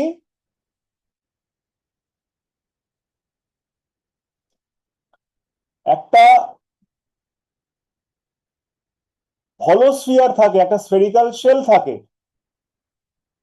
আমাদের কাছে যদি একটা স্ফেরিক্যাল শেল থাকে বা একটা হলো স্ফিয়ার থাকে, তার ভেতরে সেন্টারে আমি কোনো মাস রাখি অথবা অফ সেন্টার, যেখানেই আমি কোনো মাস রাখি না কেন, হলো স্ফিয়ার ভেতরে যদি কোনো অবজেক্ট থাকে, তাহলে এই হলো স্ফিয়ারটা এফেক্টিভলি ওর উপর নেট ফোর্স কত দেবে? হলো স্ফিয়ারটা ওর ভেতরে যদি কোনো মাস রাখা হয়, তাহলে হলো স্ফিয়ারটা এফেক্টিভলি ওই মাসের ওপর নেট ফোর্স কত দেবে? 0। সেটা হবে 0। তো দিস ইজ দ্য প্যাটার্ন, যে হলো স্ফিয়ার যদি হয় তাহলে তার ভেতরে কত ফোর্স হবে? 0, যেখানেই রাখি না কেন, সেন্টারে রাখি বা অফ সেন্টারে রাখি। কিন্তু কিন্তু যদি আমরা হলো স্ফিয়ারের বাইরে কোনো মাসকে রাখি, হলো স্ফিয়ারের বাইরে যদি আমি কোনো মাসকে রাখি, স্ফিয়ারের বাইরে, খেয়াল করো, ভেতরে নয়, তাহলে এই হলো স্ফিয়ারটা এর উপর একটা নেট ফোর্স টুয়ার্ডস সেন্টার দেবে। এই নেট ফোর্সটা কত হবে? G M into M divided by centre থেকে ডিস্টেন্সের square, G M M divided by centre থেকে ডিস্টেন্সের স্কোয়ার। অর্থাৎ কি না, এই যে রেডিয়াসটা ক্যাপিটাল আর, আর এইটা হচ্ছে আমাদের স্মল আর। স্মল আর হচ্ছে সেন্টার থেকে ওর distance, such that small R is greater than equal to capital R. Small R is greater than equal to capital R মানে কি, যে সেন্টার থেকে এই স্মল এম এর ডিস্টেন্সটা যদি, সেন্টার থেকে স্মল এম এর ডিস্টেন্সটা যদি আর এর সমান আর বেশি হয়, সমান অথবা বেশি হয়, তাহলে ফোর্সটা কি হবে, GMM by small r square. কিন্তু এই এফ নেটটা জিরো কখন হবে, যখন তোমার স্মল আরটা হচ্ছে লেস দ্যান ক্যাপিটাল আর। অর্থাৎ কি না, হলোস্ফিয়ারের ভেতরে নেট ফোর্স কি হবে, জিরো। আর হলোস্ফিয়ারের বাইরে কি হবে, হলোস্ফিয়ারের বাইরে হবে অথবা সারফেসের ওপরে কি হবে, জিএমএম বাই সেন্টার থেকে ডিস্টেন্সের স্কোয়ার। তাহলে প্যাটার্নটা কি বললাম, স্যার স্যার স্যার ওই যে হলোস্ফিয়ারের বাইরের যে স্মল আর ক্যাপিটাল আর ওই পার্টটা একটু বুঝিয়ে দেবেন, বাইরের পার্টটা, ভিতরেরটা ঠিক।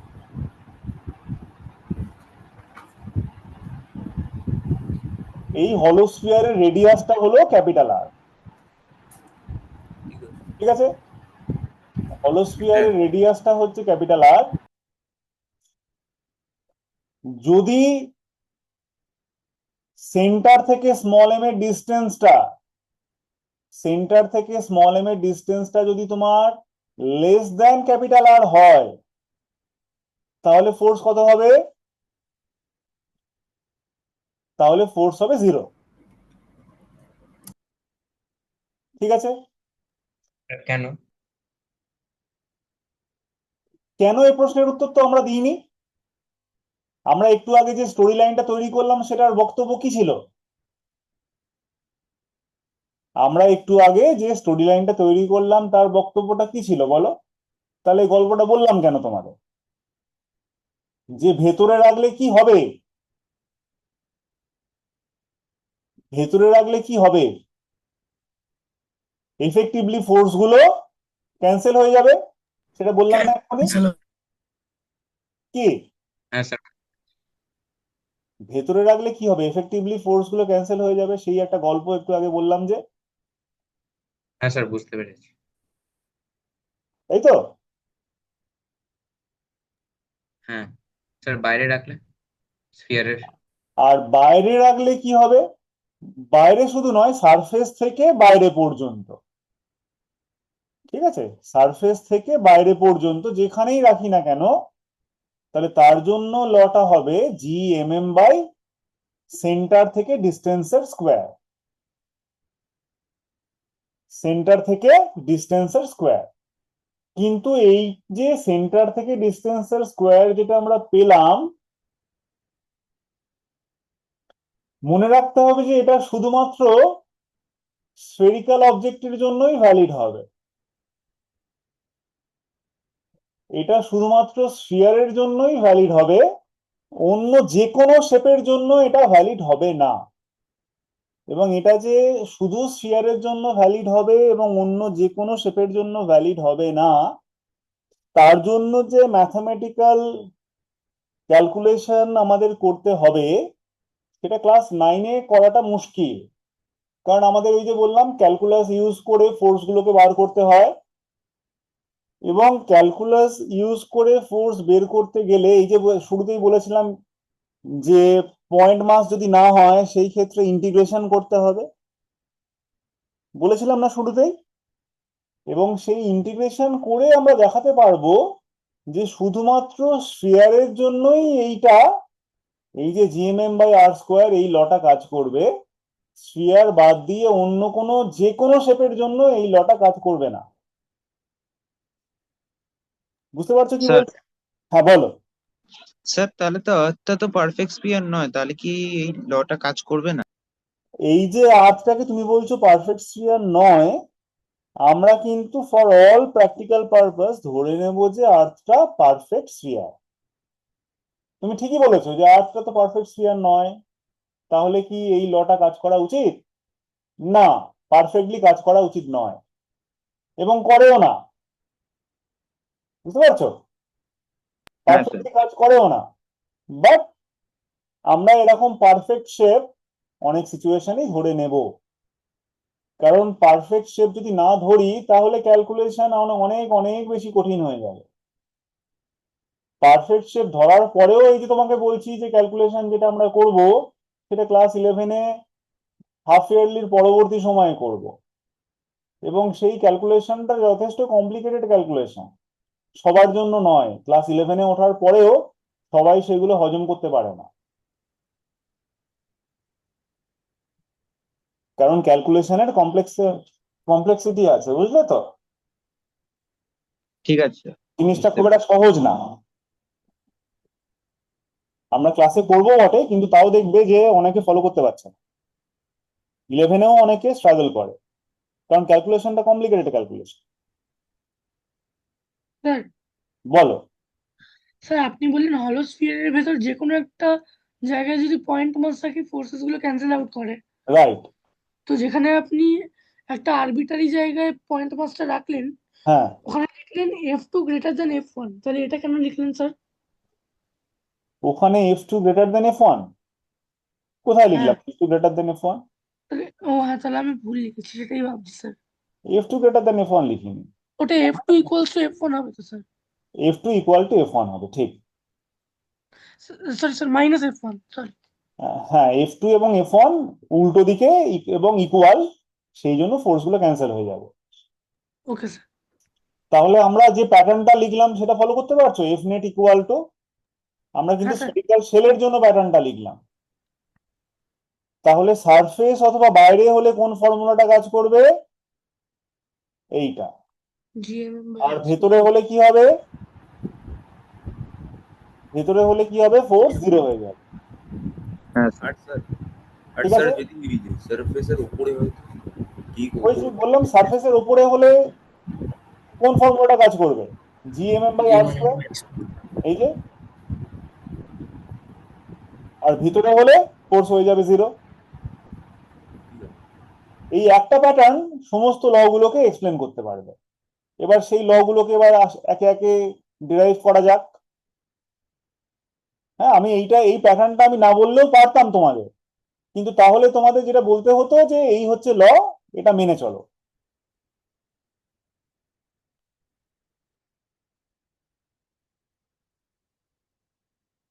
মানে সবটাই তাহলে মেমোরাইজ করতে বলতে হতো আর কি। বাট আমরা এখানে যেটা করলাম, অন্তত কিছুটা রিয়ালাইজেশনের জায়গা তৈরি করলাম, কিছুটা, যদিও সম্পূর্ণ নয়। আচ্ছা, এইবারে ভাবা যাক যে আর্থ সারফেসের ওপরে, আর্থ সারফেসের বাইরে এবং আর্থ সারফেসের ভিতরে ল অফ গ্র্যাভিটি কেমন করে কাজ করে। আমরা কি করতে চাইছি? লেখো, লেখো, how acceleration due to gravity varies from centre of earth. লেখো, টপিকটা লেখো, how acceleration due to gravity varies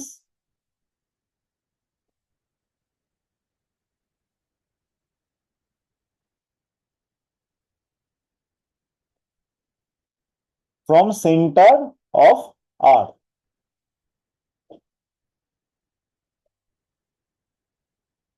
তাহলে প্রথমে আগে আমরা স্মল এমটাকে একটু দূরে কোথাও বসাচ্ছি, আর্থ সারফেস থেকে দূরে। তাহলে এখানে সেন্টার থেকে ডিস্টেন্সটা আমরা কত ধরবো? আর্থের রেডিয়াসটাকে ক্যাপিটাল আর ধরলে সেন্টার থেকে ডিস্টেন্সটা কত ধরবো?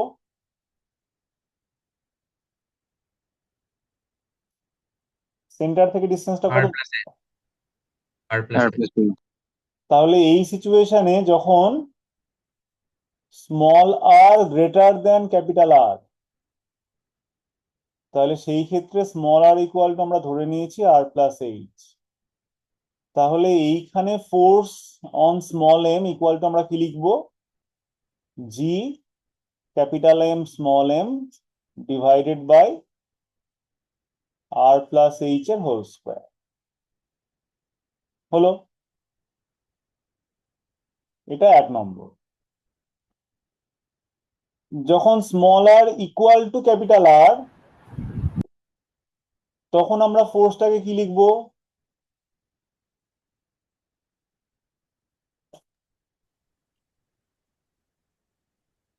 তাহলে এইটা হচ্ছে আউটসাইড, সেই জন্য ও লিখছি, আর এটা হচ্ছে on the surface, F O N. তাহলে এইটাকে আমরা কি লিখবো? G capital M small m divided by R square. এবং এটা আমরা জানি যে সারফেসের উপরে যখন লিখি ফোর্সটা, তাহলে সেক্ষেত্রে আমরা লিখতে পারি যে F on the surface is equal to weight of the object. Weight of the object কি লেখা যায়? এমজি। তো M G is equal to G M M by R square. তাহলে এখান থেকে জি ইজ ইকুয়াল টু আমরা কি লিখতে পারবো? G capital M divided by R square. তাহলে এটা ইকুয়েশন 2 লিখলাম আমরা। তাহলে এবার ইকুয়েশন 1 এর দিকে তুমি তাকাও। ইকুয়েশনের 1 এর দিকে তাকালে তুমি নিশ্চয়ই বুঝতে পারছো যে এফ জিরো এফ আউট, সেখানে আমরা নিশ্চয়ই লিখতে পারবো তাহলে এম ইন্টু জি আউট জিও is equal to G M M by R plus H এর হোল স্কোয়ার। অর্থাৎ কিনা এখানে জি আউট ইকুয়াল টু কি লিখবো? DM by R plus H whole square. G M by R plus H এর whole square equal to GM by R square into 1 plus H by R এর whole square. এটা কি লেখা যাবে? Sir এটা লেখা যাবে তো? হ্যাঁ স্যার। তাহলে এইটা ইকুয়াল টু কি লিখতে পারবো যে small G divided by 1 plus H by R এর হোল স্কোয়ার। এটা কি লিখতে পারবো?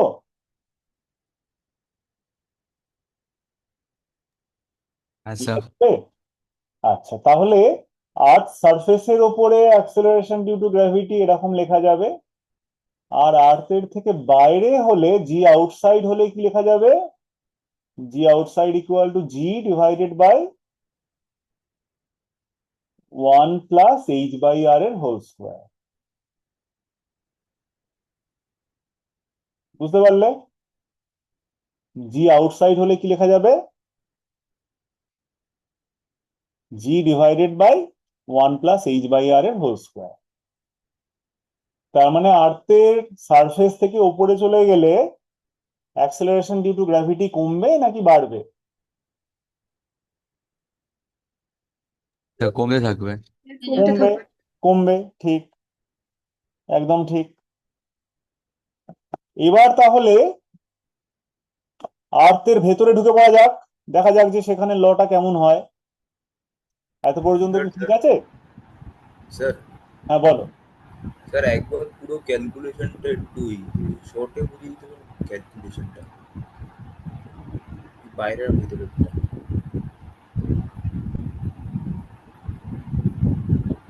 এই লটাকে আমরা কি লিখলাম? এই যে এইটাকে,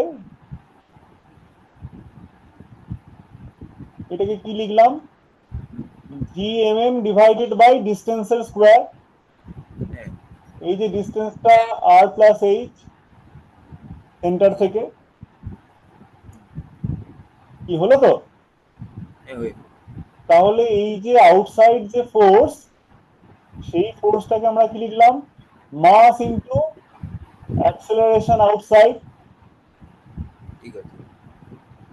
তাহলে দুদিক থেকে স্মল এম কে তুমি ক্যান্সেল করে দিলে জি আউটসাইড কি এসে গেল? G capital M divided by R plus H এর হোল স্কোয়ার।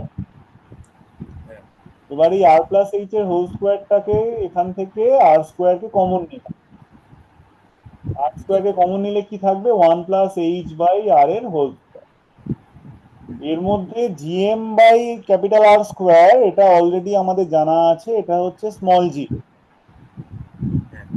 তাহলে কি হয়ে গেল? Small G divided by 1+h/r এর হোল স্কোয়ার। এবার তাহলে আর্থের ভেতরে প্রবেশ করা যাক।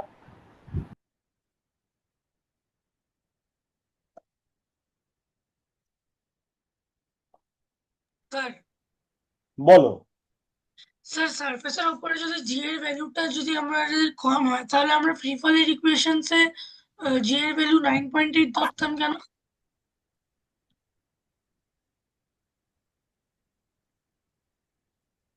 সারফেসের ওপর অ্যাক্সেলারেশন ডিউ টু গ্র্যাভিটি সেটাই ম্যাক্সিমাম।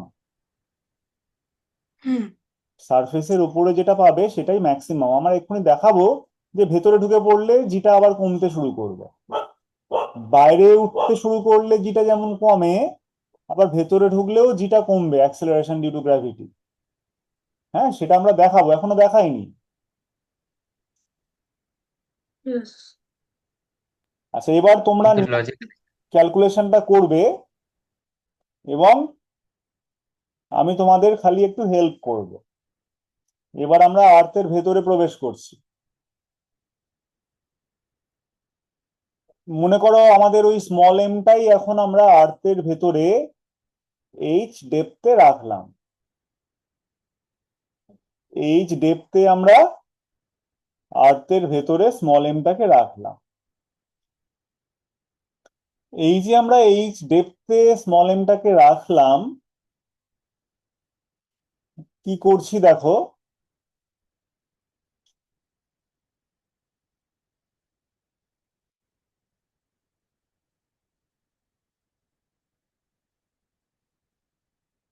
এই যে যতটা ভেতরে রাখা হলো এইচ ডেপথে,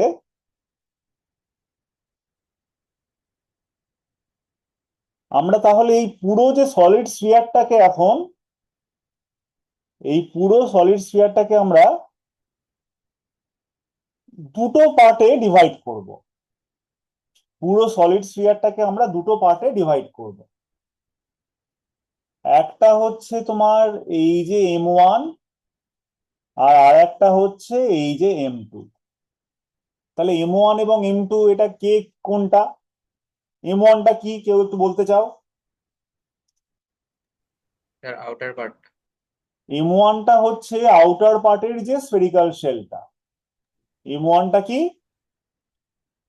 আউটার পার্টের যে স্ফেরিক্যাল শেলটা। তার মানে আমি যতটা এইচ ভেতরে ঢুকে পড়লাম, এইচ ভেতরে ঢুকে পড়ার ফলে এখন পুরো স্ফিয়ারটাকে আমি দুটো ভাবে দেখছি। পুরো স্ফিয়ারটাকে আমি দুটো পার্টে দেখছি। একটা হচ্ছে আউটার স্ফেরিক্যাল শেল, এই যে outer spherical shell of mass M1, right? কারণ আমি ভেতরে ঢুকে পড়লে M1টা এখন কি হয়ে যাবে?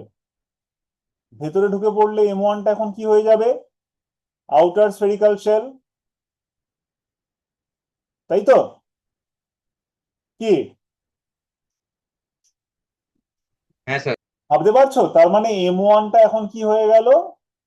M1টা হয়ে গেল mass of outer spherical shell. Sir বলো। স্যার বলছিলাম যে কি স্যার এই ফিগার থেকে যেটা বুঝতে পারছি আপনাকে আবার বলতে পারি? বলো।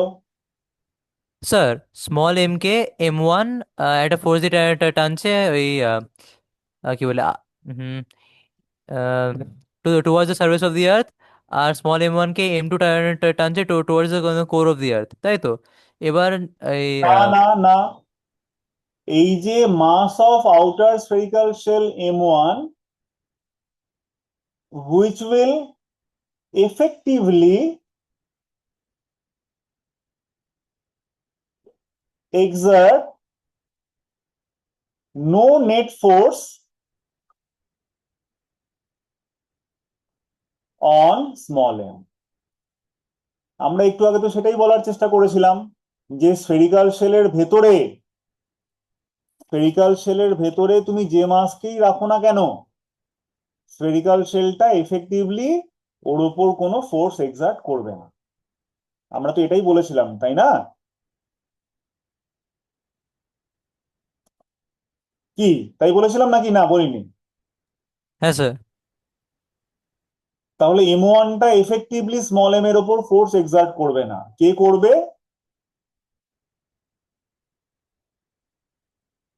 কে করবে? M2। M2। M2। তাহলে M2টা হচ্ছে inner mass of the solid sphere. এটাই স্যার কি আউট করবে? আছে। স্যার এবার M2টা কি করবে? এফেক্টিভলি স্মল এম এর ওপর ফোর্স এক্সার্ট করবে। স্যার বলো। স্যার আমরা আগের বার যখন রিং এর মধ্যে একটা মাস্কে রেখেছিলাম, তো তখন তো হ্যাঁ আমরা রিং এর মধ্যে প্রত্যেকটা পয়েন্টকে একটা মানে পয়েন্ট অবজেক্টই ধরেছিলাম, কিন্তু এখানে তো আউটার শেলটার একটা ডেফিনেট উইথ আছে, মানে মাস আছে একটা। হ্যাঁ, তাতে কোনো সমস্যা নেই। তুমি একটা পাতলা শেল হলে তোমার ভাবতে সুবিধা হয়, এটা বলছো কি? হ্যাঁ স্যার। আচ্ছা, তাতে কোনো অসুবিধে নেই আমাদের। কারণ তুমি এই যে মোটা যে শেল, সেই মোটা শেলকে আবার তুমি মনে মনে এরকম অনেকগুলো পাতলা শেল হিসাবে ভাবতে পারো। মানে আমি বলতে চাইছি যে যে মোটা শেল হলে তোমার যদি ভাবতে অসুবিধা হয়, তাহলে আমরা এই মোটা শেলগুলোকে এরকম অনেক পাতলা পাতলা শেলে ডিভাইড করে ফেলতে পারি। হ্যাঁ স্যার। এবং এই সবকটা পাতলা পাতলা শেলের জন্যই স্মল এমটা ভেতরের মাস। স্যার। বুঝতে পারছো কি বলতে চাইছি? হ্যাঁ স্যার। যে এই যে M1 যে বাইরের যে মোটা স্ফেরিক্যাল শেলটাকে দেখিয়েছিলাম, তুমি বলতেই পারো যে না, একটু আগে তো পাতলা স্ফেরিক্যাল শেল ছিল, তাহলে মোটা স্ফেরিক্যাল শেলের জন্য এটা কাজ করবে এমনটা তো আলোচনা হয়নি। তো তার জন্য আমরা যুক্তি দিচ্ছি যে M1 যে মোটা স্ফেরিক্যাল শেল, এটাকে তুমি চাইলে এরকম অসংখ্য ছোট ছোট পাতলা পাতলা শেল হিসাবে ভাবতে পারো। এবং এই সবকটা পাতলা পাতলা শেলের জন্যই নেট স্মল ফোর্স। এমটা ভেতরের পয়েন্ট হবে। আর স্যার ওখানে নেট ফোর্সটাও জিরো হবে, তাই তো? নেট ফোর্সটা জিরো হবে, ঠিক। স্যার হ্যাঁ বলো। তাহলে ফাইনালি যেটা বুঝতে পারলাম সেটা বলতে পারি এবার। বলো। স্যার তাহলে অ্যাজ দি আচ্ছা, মাস। আমি তোমাকে একটা জিনিসে থামাই। এই ফাইনালি বুঝতে পারা ব্যাপারটা কিন্তু একটু গোলমেলে ব্যাপার, বুঝলে তো? কারণ লাইফে আমরা যেভাবে এগোই সেটাকে বলা হয় যে রিফাইনমেন্ট অফ আইডিয়া। হ্যাঁ, এবং কোনো আইডিয়াই কিন্তু ফাইনাল বলে কিছু হয় না। আমার কথাটা বুঝছো কি বলছি? যে যতদিন তুমি বাঁচবে ততদিন তোমার দেখার যে ভঙ্গি, দেখার যে, হিন্দিতে কি বলে, নজরিয়া, এটা দেখবে যে আস্তে আস্তে বদলাচ্ছে। যত তোমার অ্যানালিসিস করার ক্ষমতা বাড়বে, তখন দেখবে যে ওটাকে দেখার যে কায়দা সেটাও বদলে যাচ্ছে। ঠিক আছে, এবার বলো কি এখনো পর্যন্ত শুনে তোমার কি মনে হলো? হ্যাঁ স্যার, এখন অবধি মানে এখন অবধি যেটা বুঝতে পারলাম সেটা হচ্ছে মাস স্মল এম যখন সেন্টারের দিকে যাচ্ছে, মানে as it continues to approach the centre, right. তখন বাইরের M1 মাসটা গ্র্যাজুয়ালি মানে আউটার স্ফেরিক্যাল সেলটা ইনক্রিজ হতে থাকছে। রাইট। আর এফেক্টিভলি নেট ফোর্সটা জিরোর কাছাকাছি যাচ্ছে। আর মানে যখন কারণ যেহেতু নেট ফোর্সটা M2 দেবে, ও যত সেন্টারকে অ্যাপ্রোচ করবে M2টা তত কমতে থাকবে। হ্যাঁ স্যার, আর যখন সেন্টারে পৌঁছে যাচ্ছে তখন চারিদিকে নেট ফোর্সটা জিরো হয়ে যাচ্ছে বলে গ্র্যাভিটেশনাল ফোর্স জিরো, তাই তো? তখন M2টা জিরো হয়ে যাচ্ছে। যখন তোমার ও ভেতরে ঢুকছে, একদম সেন্টারে চলে গেলে M2টা জিরো হয়ে যাচ্ছে, সেই জন্য নেট ফোর্সটাও জিরো হয়ে যাচ্ছে। তাই তো? স্যার তাহলে কি ঠিক বুঝতে পেরেছি? হ্যাঁ, এটা ঠিকই বুঝেছো। আচ্ছা, তাহলে M2টা হচ্ছে inner mass of solid sphere which effectively attract small m. তাহলে এই ফোর্সটাকে আমরা কি লিখবো? দেখো কি লিখছি, G M2 into small m divided by R-H এর হোল স্কোয়ার। তাহলে এই একই ল কাজ করলো, কিন্তু এমন নয় যে অন্য ল কাজ করছে। খালি আমরা কি করলাম, মাসটাকে পুরো মাস না লিখে M2 লিখলাম। G M two small m divided by centre থেকে ডিস্টেন্সের স্কোয়ার। সেন্টার থেকে ডিস্টেন্স মানে কত? R minus H. তাহলে G M two small m divided by R minus H এর হোল স্কোয়ার। সেম লই কিন্তু ইউজ করলাম, খালি টোটাল মাসের বদলে এম টু লিখলাম। বুঝতে পারলে? তাহলে এটা হচ্ছে এফ ইনসাইড ইকুয়াল টু, এত পর্যন্ত ঠিক আছে? স্যার এটা জিরো হবে তো? কেন জিরো হবে? এবার এম টু ইকুয়াল টু কি করে পাবো? এম টুটা হচ্ছে ভেতরের স্ফিয়ারের যে volume, 4/3 pi R minus H এর whole cube multiplied by density, average density of earth. Sir একটা জিনিস লক্ষ্য করলাম, বলতে পারি? বলো। বলছিলাম যে কি এই ফর্মুলাতে মানে অবজেক্টটা যখন মানে স্মল এম যখন সেন্টারে পৌঁছে যাচ্ছে, তখন আর মাইনাস এইচও জিরো হচ্ছে আর এম টুটাও জিরো হয়ে যাচ্ছে। সেটা আমরা পরে বলছি। 4/3 পাই আর মাইনাস এইচ এর হোল কিউব ইন্টু রো, এটা ঠিক আছে? M two equal to 4/3 pi R minus H এর হোল কিউব ইন্টু ডেন্সিটি, ঠিক আছে? স্যার স্ফিয়ারের একটা ভলিউম ডাউট জানো তো? স্ফিয়ারের ভলিউম কি হয়? 4/3 পাই আর কিউব হয় তো নাকি? হ্যাঁ আচ্ছা। তাহলে এই যে ভেতরের স্ফিয়ারের ভলিউমটা তাহলে কি হবে? 4/3 পাই আর মাইনাস এইচ এর হোল কিউব। আর ডেন্সিটিটা হচ্ছে আর্থের অ্যাভারেজ ডেন্সিটি। আর্থের অ্যাভারেজ ডেন্সিটি কেমন করে বার করব? Total mass divided by total volume. এটা লিখতে স্যার পারবো কি? দেখো এটা কি লেখা যাচ্ছে? এম টুটা কি ঠিক আছে লেখা? এম টু যেটা লিখেছি ঠিক আছে কি, নাকি চাপ হয়ে যাচ্ছে? স্যার ডেন্সিটিটা ওইভাবে লিখলেন তো? হ্যাঁ, ডেন্সিটি মানে হচ্ছে total mass by total volume. Sir আর্থের টোটাল মাসটাকে নিচ্ছি, হ্যাঁ হ্যাঁ, মানে আর টোটাল টোটাল মাস স্ফিয়ারটারই তো মাস নিইনি, এখানে। আমি ওই যে ভেতরের স্ফিয়ারের ভলিউম ইনটু ডেন্সিটি করেছি। হ্যাঁ স্যার বুঝেছি। এবার ডেন্সিটিটা কি নেব? ডেন্সিটিটাকে আমি ধরে নেবো যে আর্থের থ্রু আউট ডেন্সিটি একই আছে।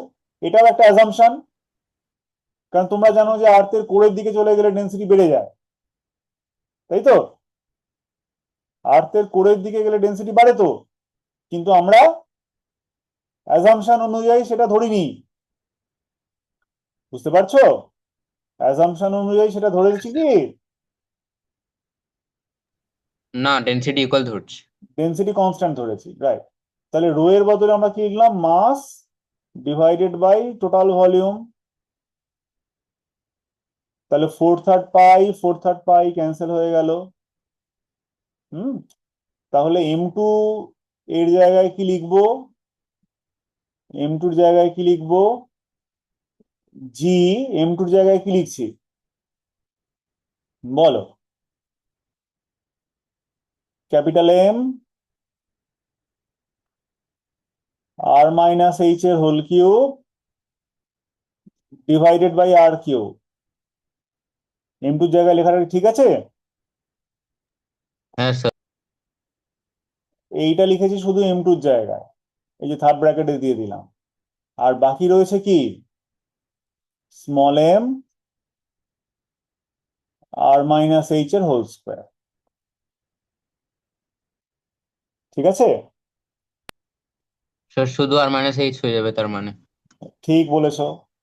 তাহলে এখন সিচুয়েশনটা কি হলো? এফ ইনসাইড, এটাকে আমরা তাহলে লিখবো M into G inside equal to G M M, তারপরে ডিভাইডেড বাই আর কিউব, তারপরে একটা কি যেন বললে? R minus H. সবগুলো কি লেখা হলো না কিছু মিস হলো? স্যার মিস হয়েছে কিছু? স্যার না স্যার তাহলে দুদিক থেকে স্মল না এম স্যার ঠিক আছে। ক্যান্সেল করে দাও। তাহলে তাহলে জি ইনসাইড ইকুয়াল টু কি পাচ্ছ? আমাদের কাজ হয়ে গেছে মোটামুটি। জি ইনসাইড ইকুয়াল টু কি পেলে?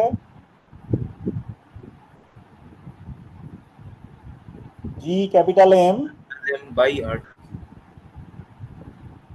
By R square R minus H by R. আচ্ছা, এইটাকে কি চিনতে পারছো? এটা কি জিনিস?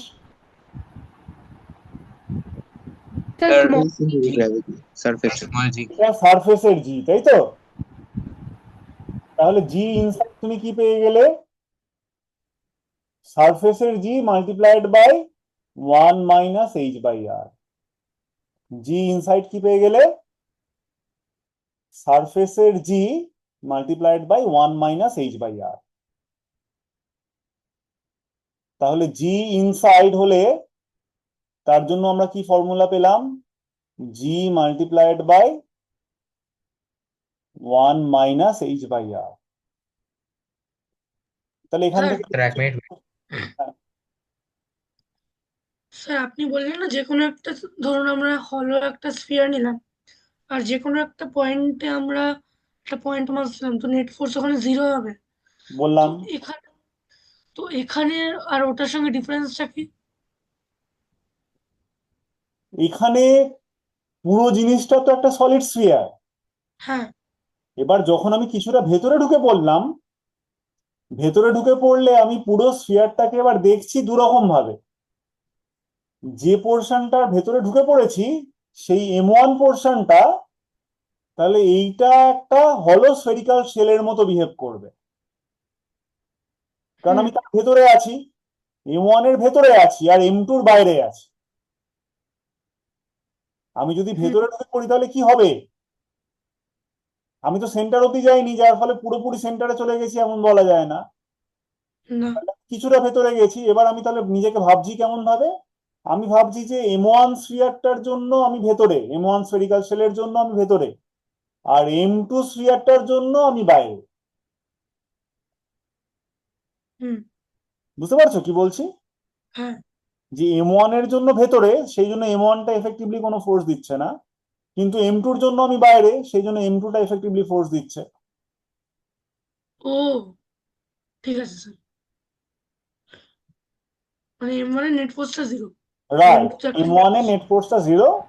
এই যে এখানে লিখেছি M1 এর নেট ফোর্সটা 0 আর M2টা এফেক্টিভলি ফোর্স দেবে।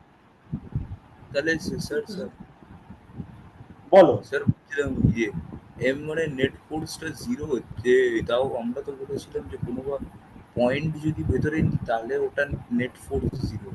এটা তো একটা শেল মতন হচ্ছে। রাইট, M1টা একটা শেল মতো, শেলের ভেতরে বলে, সেই জন্য শেলের ভেতরে বলে ওটা এফেক্টিভলি কোনো নেট ফোর্স দিচ্ছে না। শেলের ভেতরে ওটা তো তাহলে ডিফারেন্ট পয়েন্ট ছিল, এটা শেল মতন হচ্ছে।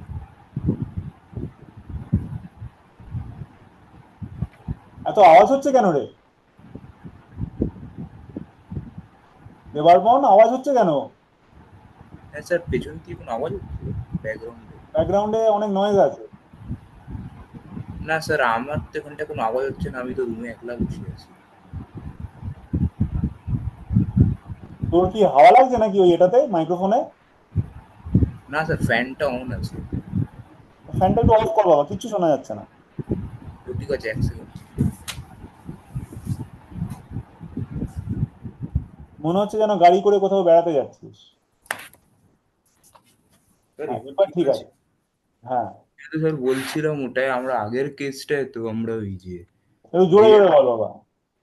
স্যার বলছিলাম আগের কেসটা ওই যে পয়েন্ট হলোস্ফিয়ারের ভেতরে কোনো একটা পয়েন্ট নিয়েছিলাম, হ্যাঁ, তো ওটার উপরে যে ফোর্সটা ছিল ওটা নেট ফোর্সটা 0 ছিল। তো এটা তো আমরা এক রকমের একটা ওই যে শেল মতন নিয়েছি, তো এটার ব্যাপারে কি বলতে পারি একটু?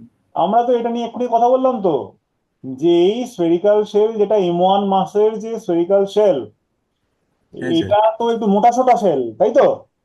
হ্যাঁ। কিন্তু এর আগে আমরা যেগুলো নিয়েছিলাম থিন স্ফেরিক্যাল শেল বলছিলাম।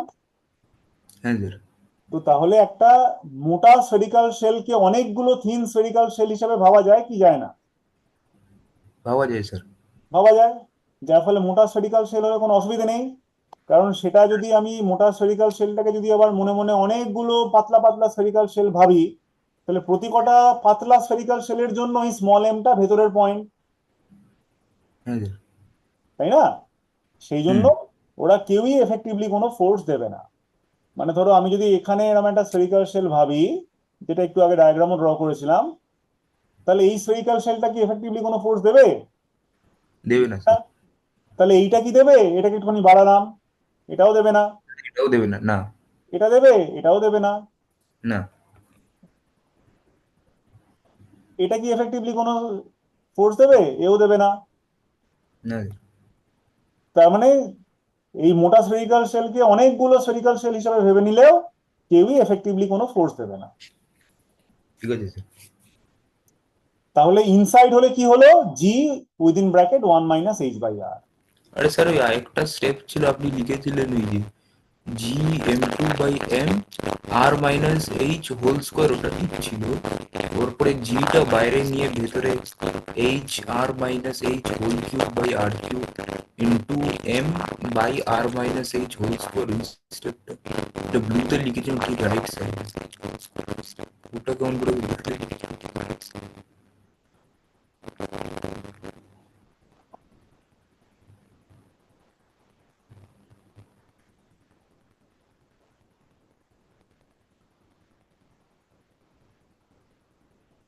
এই স্টেপটাতে আমরা লটা কেমন ভাবে লিখেছি, এই যে এই স্টেপে আমরা লটা কেমন ভাবে লিখেছি? হ্যাঁ স্যার, ওর ঠিক পরের স্টেপটা, ওর রাইটের দিকে। এর m2টাকে আমরা সাবস্টিটিউট করেছি। আমরা এই m2টাকে তো সাইডে লিখে রেখেছিলাম। হ্যাঁ স্যার। এই যে m2 = এখানে কি লিখেছি? ওই ভেতরের স্ফিয়ারের volume multiplied by density. Density. আর ডেনসিটিটাকে কি লিখেছি? Total mass divided by total volume. হ্যাঁ স্যার। তাহলে এখান থেকে 4/3 পাই গুলো ক্যান্সেল হয়ে গেছে। তাহলে থেকে গেছে কি? ক্যাপিটাল M r-h এর হোল কিউব বাই r³। এই যে এখানে তাকিয়ে দেখো, m/R³ মাল্টিপ্লাইড বাই r-h এর কিউব। হ্যাঁ ওটাই লিখেছি। ঠিক আছে। ও ঠিক আছে স্যার। এটা আর m স্যার লিখেছি। হুম, আর বাকিটা স্মল m ইন্টু এই যে স্মল m r-h এর হোল কিউব লিখেছি। ও ঠিক আছে, বুঝে গেছি।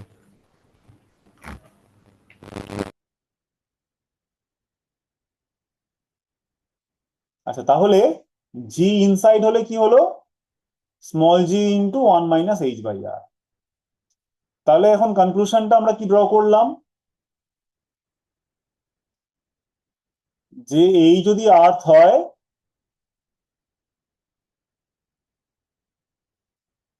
আর্থের ভেতরে যদি কোনো পয়েন্ট হয়, তাহলে সেইখানে অ্যাক্সেলারেশন ডিউ টু গ্র্যাভিটি আমরা কি লিখবো? জি ইনসাইড হলে লিখবো জি ইন্টু 1 - h/r। দেখবে তোমাদের যে বইগুলো, রেফারেন্স বইগুলো থাকে, সেখানে সরাসরি ফর্মুলা লেখা আছে। হ্যাঁ, সেখানে কিন্তু কেন কি এত কিছু এক্সপ্লেনেশন দেওয়ার চেষ্টা করেনি, এবং সেটা যথেষ্ট জাস্টিফাইড। কারণ এক্সপ্লেনেশন দিতে গেলে প্রচুর কনফিউশন তৈরি হওয়ার সুযোগ আছে। আর জি আউটসাইড হলে আমরা কি লিখবো? জি ডিভাইডেড বাই 1 + h/r এর হোল স্কোয়ার। তাহলে দুটো সিচুয়েশনেই আমরা যেটা বুঝতে পারছি যে জি ইনসাইড হলেও কমবে, আউটসাইড হলেও কমবে। বুঝতে পারছো কি বলছি? ভেতরে হলেও জি কমবে, বাইরে হলেও জি কমবে।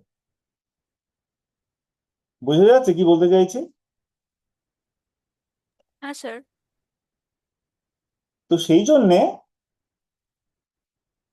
তুমি যদি ভাবার চেষ্টা করো যে হাউ জি ভ্যারিজ উইথ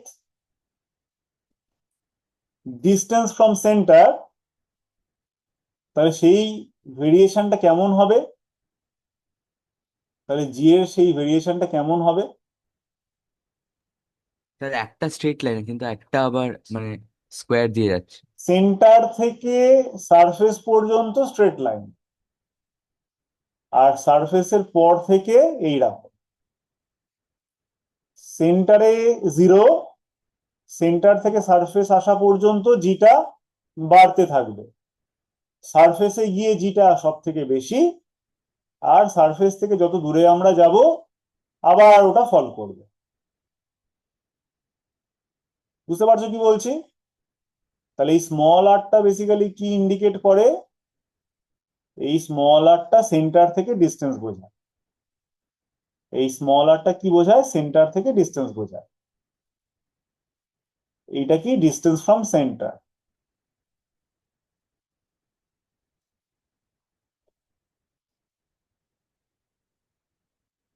তাহলে সেন্টার থেকে সারফেসে এলে কি হবে? সেন্টার থেকে সারফেসে এলে,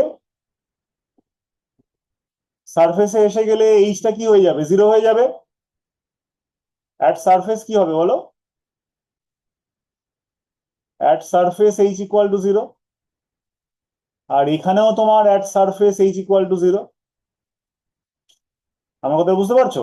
যখন তুমি আউটসাইডে আছো তখন, যখন সারফেসে আসছো তখন হাইট 0, আর যখন ভেতরে আছো তখন, যখন সারফেসে আসছো তখন ডেপথটা 0 হয়ে যাবে। ফলো করতে পারছো? আর আর্থের সেন্টারে হলে এইচটা কি হবে? আর্থের সেন্টারে এইচটা কি হবে?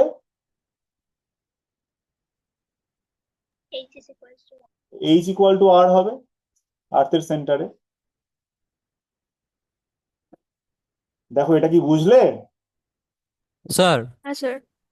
হ্যাঁ বলো, কি বলছো বলো। স্যার আপনি লেফট সাইডে যে গ্রাফটা এঁকেছেন সেইখানে যখন জির ভ্যালু ম্যাক্সিমাম তখন কি small R is equal to radius? ঠিক বলেছো। যখন আমরা এইখানে চলে এসেছি তখন স্মল আর হচ্ছে রেডিয়াস। তো এই গ্রাফটা একবার বুঝিয়ে দেবেন? তুমি দেখো, আর্থের যত তুমি সেন্টারের কাছে আছো তত জিটা কি হবে? কমবে না বাড়বে? আর্থের সেন্টারে গেলে কি হবে? H equal to capital R তো। হুম। আর্থের সেন্টারে যদি এইচ ক্যাপিটাল আর হয় তাহলে জিটা কত হবে? জিটা কত হবে? তো যেটা বাড়বে। জিটা সেন্টারে 0 হবে তো। এ কি? সেন্টারের জন্য কোন মানে ভেতরে ঢুকলে কোন ফর্মুলাটা কাজে লাগবে? ভেতরে ঢুকলে কোন ফর্মুলাটা কাজ করে? ভেতরে কোনটা কাজ করে? এই যে জি ইনসাইড জি লেখা। 1 মাইনাস এইচ বাই আর। তাহলে সেন্টারে পৌঁছে গেলে এইচটা কত? আর মানে সরি 0। তাহলে এইচটা আর হয়ে যাবে সেন্টারে চলে গেলে। তাহলে জি ইনসাইড কত হবে? হুম। তোমার সেন্টারে চলে গেলে 0 হয়ে যাবে, হ্যাঁ হ্যাঁ তাই না? হ্যাঁ। তাহলে দেখো, সেন্টারে এইখানে 0 দেখিয়েছি, এই যে এখানে 0। হুম। আর সব থেকে বেশি কোথায়? সব থেকে বেশি হচ্ছে যেখানে এইচ ইকুয়াল টু 0, সারফেস। সেটা সারফেস। এই যে এইখানে সারফেসে 0। হুম। সারফেস থেকে ভেতরে ঢুকলেও কমে যাচ্ছে, সারফেস থেকে বাইরে গেলেও কমে যাচ্ছে। কিন্তু বাইরে গেলে যে কমে যাচ্ছে সেখানে দেখো একটা স্কোয়ার আছে। বাইরে গেলে যখন কমে যাচ্ছে সেখানে একটা স্কোয়ার আছে, দেখতে পাচ্ছ? হ্যাঁ স্যার। কিন্তু ওই জন্য প্যারাবোলিক। কিন্তু সেই জন্য, হ্যাঁ, সেই জন্য এটা, এই যে 1/r² সঙ্গে এটা কমে যাচ্ছে। কিন্তু ভেতরে যখন আছে সেখানে কি কোনো স্কোয়ার আছে? না স্যার। ভেতরে কোনো স্কোয়ার নেই, সেই জন্য এটা একটা লিনিয়ার ইকুয়েশন। সেই জন্য ভেতরের গ্রাফটা স্ট্রেট লাইন। আর বাইরে যেহেতু স্কোয়ার আছে সেই জন্য বাইরের গ্রাফটা প্যারাবোলিক। প্যারাবোলিক। ঠিক না বিষয়টা। যাই হোক, এটা তোমার inversely proportional to square of separation. ঠিক আছে স্যার। তাহলে বাইরে এটা নন লিনিয়ার হচ্ছে। কেন নন লিনিয়ার? কারণ এখানে স্কোয়ার আছে বলে। হুম। আর ভেতরে লিনিয়ার, এখানে কোনো স্কোয়ার টোয়ার নেই, দেখো, সেই জন্য স্ট্রেট লাইন হচ্ছে। দেখো, বোঝা গেল কি? হ্যাঁ স্যার বুঝতে পেরেছি। তাহলে এই যে পার্টটা, যেটা কিভাবে এলো তোমাদের আমি একটুখানি বোঝানোর চেষ্টা করলাম, সেই জন্য হয়তো একটু কমপ্লিকেটেড লাগলো। কিন্তু আলটিমেটলি তোমাকে এটা সর্ট অফ, দেখবে যে রেফারেন্স বইতেও সরাসরি ফর্মুলা লিখে দিয়েছে, কোনো এক্সপ্লানেশনে যাওয়ার চেষ্টা করেনি। তো তোমাকে মনে রাখতে হবে এই ফর্মুলাগুলোই, কিন্তু কেমন করে এলো তার একটা মোটামুটি এক্সপ্লেনেশন আমি তোমাদের দেওয়ার চেষ্টা করলাম, কিন্তু সেই এক্সপ্লেনেশনটা তোমার এক্ষুনি প্রয়োজন নেই, পরীক্ষাতেও আসবে না, বাট নিজের আন্ডারস্ট্যান্ডিং এর জন্য এক্সপ্লেনেশনটা কিছুটা হলেও দরকার। বুঝতে পারছো কি বলছি?